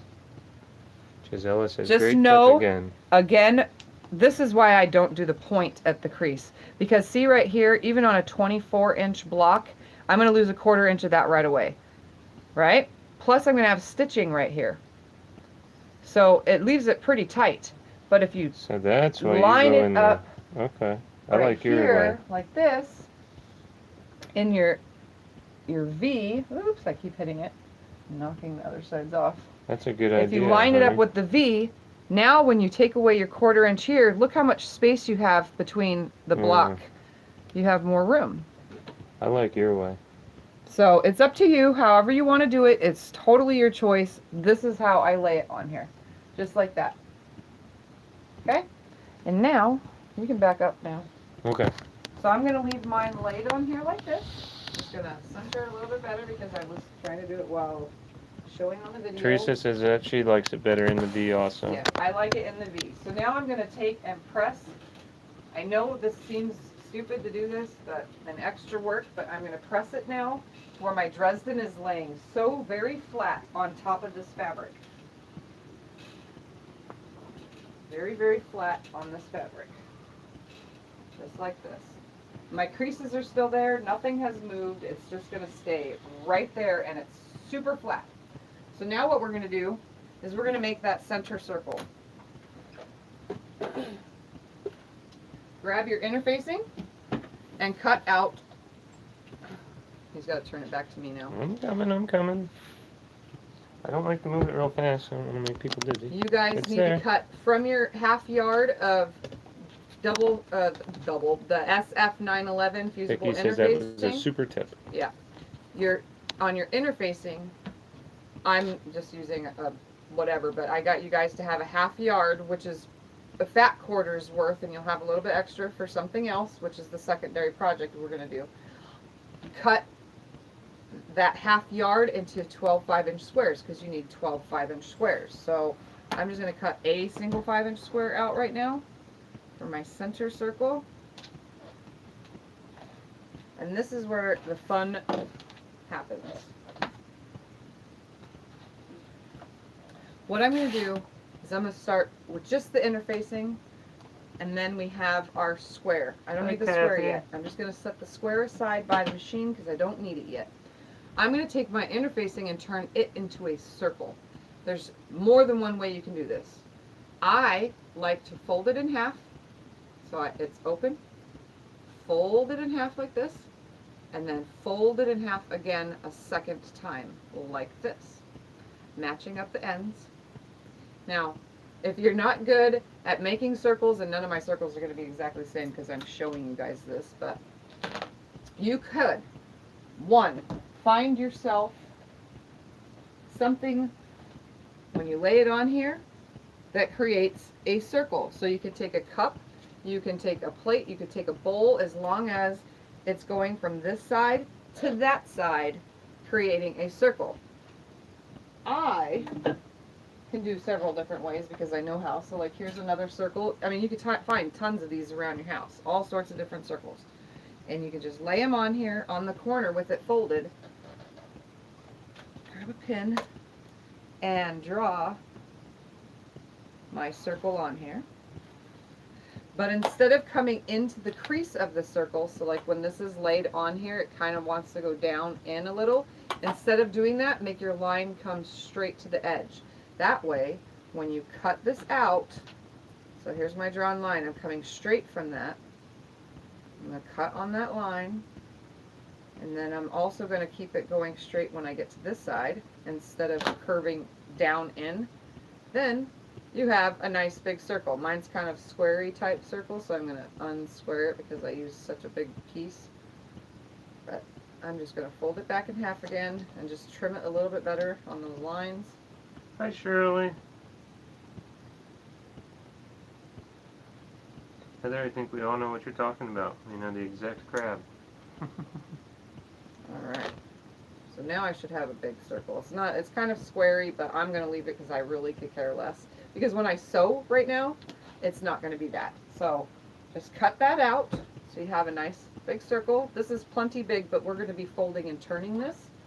So, or you can take a regular circle, draw it out, you know, as long as it's bigger than the center of your Dresden, and that whole thing is not bigger completely with a seam bigger, but a bowl would probably be, or like a big wide mouth coffee cup. I'm going to take this now, and you're going to feel with your fingers, there's a pokey side or rough side, and then there's a smooth side. We don't want the smooth side. We want the pokey side right now. And you're going to take your actual 5-inch square that you chose for your center, and we're going to take that pokey side and the pretty side of your fabric and put those together, just like this. I'm going to lay it on there. So what you'll have is this pokey side to pretty side. Your outside that you will feel is the nice smooth side of your interfacing. And we're going to take this over to the machine. And this is where I need to move my seam thing. This is why I chose to just use the magnetic one. And now I'm going to sew a circle. I'm going to sew around this in a circle. And you're going to see right now that it's going to actually circle it. It's going to turn it into more of a circle than it was. The right sides together. I'm just turning as I sew, and it never ends up perfect. They're all going to be different, meeting up with the end. So you can see, here is my sewn circle. Can you see that? I sewed all the way around it. I just used the edge of the foot as the guide. Obviously it gets off, you can see, but that's okay because we just sewed a circle. And now, this is where fabric is wasted, but we're going to cut now around that. Cut the rest of the fabric off, and any extra interfacing off. Just get rid of it, no big deal. About a 1/4 inch seam. If you want, you can make it even less because it'll probably make it less bulky.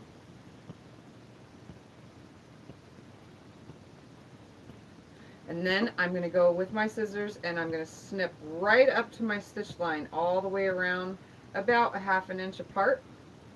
So I'm literally just putting little snips in it. And don't worry, you only need to make 12 of these for all 12 blocks, and if you're making just one, then you only got to do this once.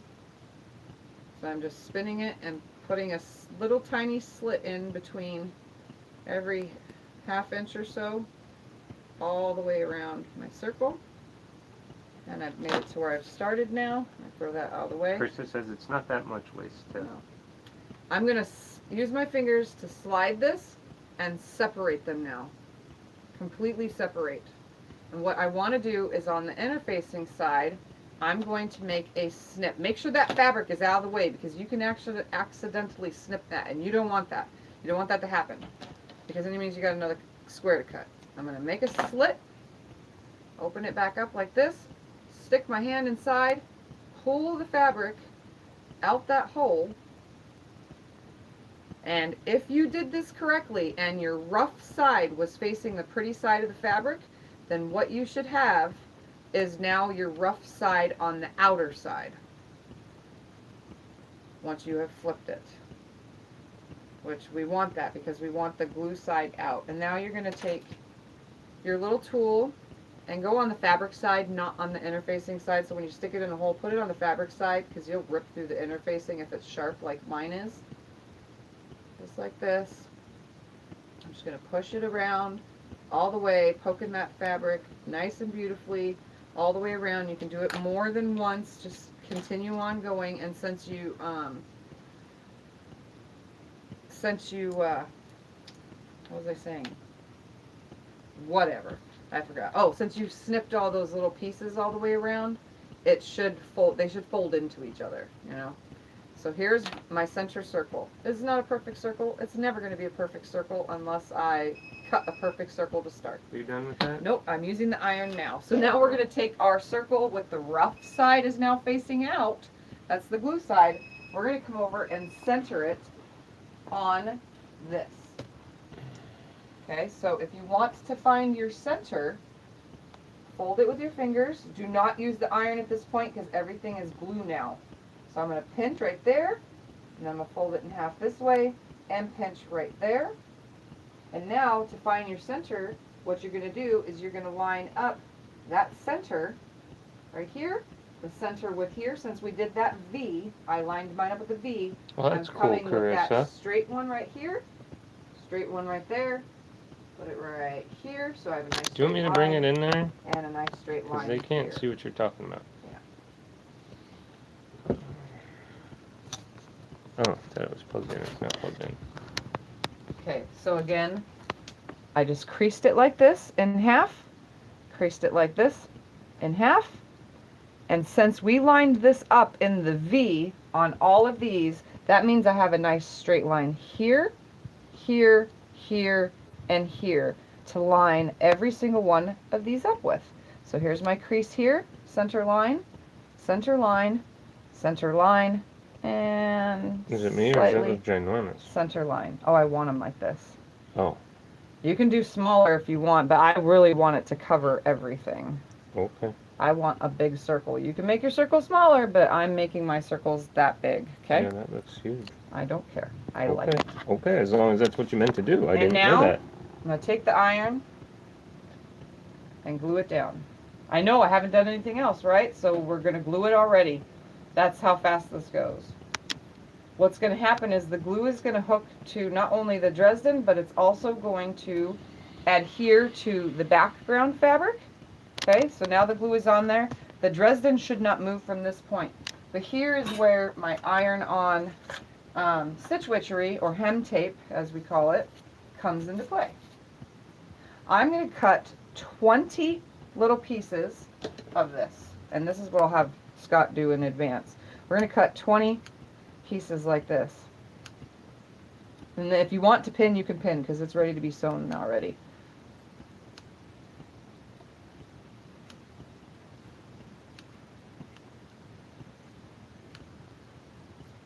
Mm-hmm. 11, 12, 13. Just watch. You guys are going to love this. 15, 16, 17, 18, 19, and one more. 20. So there's my 20 pieces of hem tape. And what I'm going to do is I'm going to slide right under here between the blade and the thing. I don't want any sticking out, so I'm just going to slide it in under there. And this is going to be my pins.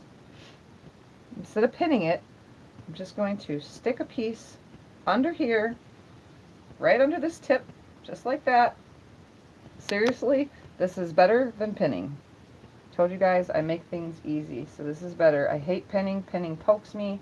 Just lift it up, stick it under there. Lift it up. I'm not adjusting or shifting anything else. I'm just lifting up these ends and sticking my little stitch witchery, which is just double-sided fusible tape, glue, whatever you want to call it, under every end, just like this. I'm just sticking it under. Which way was I now? I started here, right? So we're going to go this way now. Just going to lift it up, put it under there, make sure all threads are out of the way. Just lifting up the end, sticking it down. I love this. This works so much easier. No pinning involved. You just take an extra minute to do this, but you're going to take that extra minute anyway to pin, right? Do you sew around the whole thing though? Yes. So hold on, you'll see. I was short one, wasn't I? I thought I had 20, so I need one more. Kirsta says that's smart. I feel like a pin cushion when I pin. No. All right, one more, which is this one, right? Yep. So I stuck them under all of my Dresden blades. Now guess what I'm going to do now? I'm going to iron it. I'm going to iron outwards. Hold it down for a few seconds. Jim was saying that's what he does. Hold it down for a few seconds. Hold it down for a few seconds. And I'm starting from the center out. That way, in case I shifted anything when I was lifting those ends up. That's okay, Chris. So we'll see you later. All I do. You can watch the rest another time. It's no big deal. Don't worry.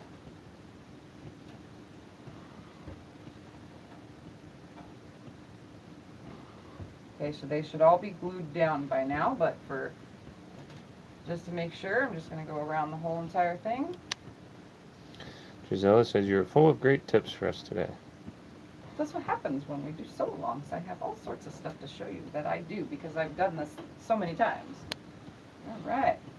Everything is nice and flat, and now, this is the best part. I don't have to sew it right now if I don't want to, and I don't have to leave pins in it because guess what? It's... Well, hold on. I have to come way back here. It's hooked on there now. Zoomed in. Totally hooked on there. See? Nothing is going to come off. Nothing is shifting. Nothing is moving. It is totally connected. So I'm not going to lose anything. Just going to lay it here. And what's going to happen is when I'm ready to do all the blocks, I'm going to get all of them made into this right here. If you're just making one block, the next step is to sew, which I'm going to do another day, not today. I'm done for today. So, Bourbon asks, are you sashing the quilt? yes, it's getting sashing. That's what the one fabric with 2 yards is, sashing and first border. So you don't cut around this? No. You use the fabric under it? No. Oh. It stays just like that all the way through. Oh, I thought you cut it out and then sew onto this, but you're sewing it down anyway. Nope. Oh. Some people have Oh. taken, once they've sewn it on, and cut out any excess fabric on the back. Oh yeah, that's a lot of fabric there. I don't do that. I don't waste my time with it. That's why I said you need so much yardage to make these. So it's now in a position where I don't have to do anything. Nothing is going to move. Nothing's going to shift. I could pick this up and make a nice stack of all 12 of them before I do the stitching. Because remember, I chain do everything. So from this step, if you are just making this block, your next step is to stitch around. You can do a straight stitch, a zigzag stitch, a blanket stitch. But I will be back Wednesday to do the next step. So hopefully by then I'll have more sewn together. If not, you guys will just watch that, and when we get to the sewing, we'll get to the sewing. But there's a lot of sewing to do, so. I think you ought to do at least one more on camera for them. I'm going to do the rest on camera. Everything's going to be on camera. Well, you just said you might have more done by Wednesday. Oh, I'll get a couple of those started, but I won't be able okay. Because to have I this. think I'm they're going going to to bring this want over here. And I'm going to sit down now to exit this video. All right. I wore my Iron Man shirt the other day, Diane. You must have missed it. So here it is. It doesn't need to be She wouldn't let me pinned. iron, though. I'm not moving this. And again, I'm she wouldn't just let me going iron to today make it either. a nice stack. Everything is glued down. Nothing should shift. Nothing should move. I don't need to place all these aside with a ton of pins in them and then worry about stepping on them or poking myself or losing pins. It's glued down for now. All these edges are glued down. Nothing is going to come up. They're glued. See? I can lift on them and nothing's happening. So it's all ready to be sewn. But we're Jen gonna, says it's going to be an awesome quilt. yes, this is going to be very, very beautiful. So this step is now done. I showed you one full block if you want to just make one, and then you would put your border and then your second border around it for a wall hanging, which would be like this. And if you're just making the one, I used a 1.5 inch strip, and then I cut a 5 inch square of this fabric, and then this is just a 3.5 inch cut all the way, the rest of the way around. And I cut 4 strips from each fabric. So I cut 4 1.5 inch strips because it's 24 inches and I didn't feel like piecing a ton of stuff. And then 24 inches, well, it starts out as 24, you know what I mean? And then once you sew it, then you have 25, 26, I think it was like 27 inches or something like that. And so on and so forth. So. Krista has a question. She says, I wonder if it would look all right with my Tula. I have so much of it. Oh yeah, Tula pink fabric? Sure, why not? Go ahead. Do whatever you want. And then I'm going to bring this one because it's stitched so you guys can see. This is a blanket stitch. That's what a blanket stitch looks like. All the way around. It was just yesterday, Diane, for Sunday. There's the blanket stitch. Here's the center. It off even. That's how the center is blanket stitched down. Again, you could use a zigzag. You could use a decorative stitch on your machine, or you can just do a straight stitch only all the way around like this. And that's how that is done. So you can see. Vicky says it's beautiful. For now, all I need to do now is just make all of my Dresden blades, press all of my Dresden blades, make all of my backing cuts. So if you're using the 8-yard method where you're not piecing these, all 8-yard cuts together. If we're piecing, this is 24 inches square? Yes, this is a 24-inch square, Okay. 24 by 24. I'm going to be piecing some of mine. So there'll be like 3 or 4 blocks that the background is going to have 2 different prints. They're going to be pieced together. So that's the next. I'm not going to tell you guys that yet. We're going to wait till the next day I come back. But for now, this is the 24-inch. You saw how I cut it. It's all glued now. And it's waiting for the next step, which I'm just going to pile to the side and do. So yes. Pile to the side. Yep. So now you know how to sew one Dresden so far, and then do whatever you want with it after if you're just making one. If you're sewing along, I will be back on Wednesday at 11 a.m. to keep going.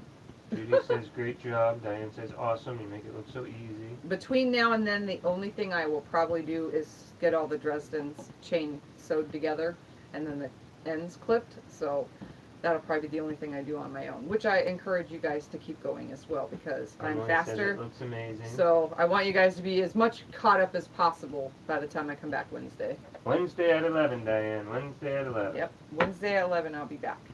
Because tomorrow there's no way I'm going to want to be in front of the camera after 5 hours of being in the hospital getting that test done. If any of you have ever had a barium swallow, it's not fun at all. And I can't have the lemon flavored because I'm allergic. So, yeah.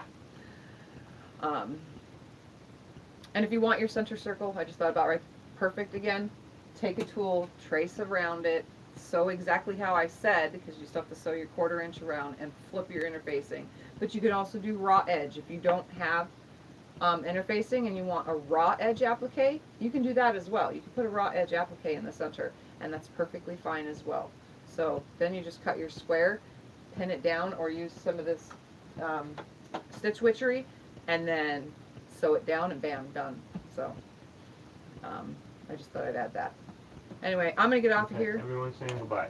And I will see you guys on Wednesday, and that's it. I'll see you guys on Wednesday. So don't forget to subscribe if you're new, like, share, as well as don't forget, if you are in the Facebook group, post your progress. Post the fabrics you're using. Show me what you guys are doing. And Instagram, just hashtag Tiffany's Quilting Life, all one word. So I'll see you guys on Wednesday. Bye. Bye.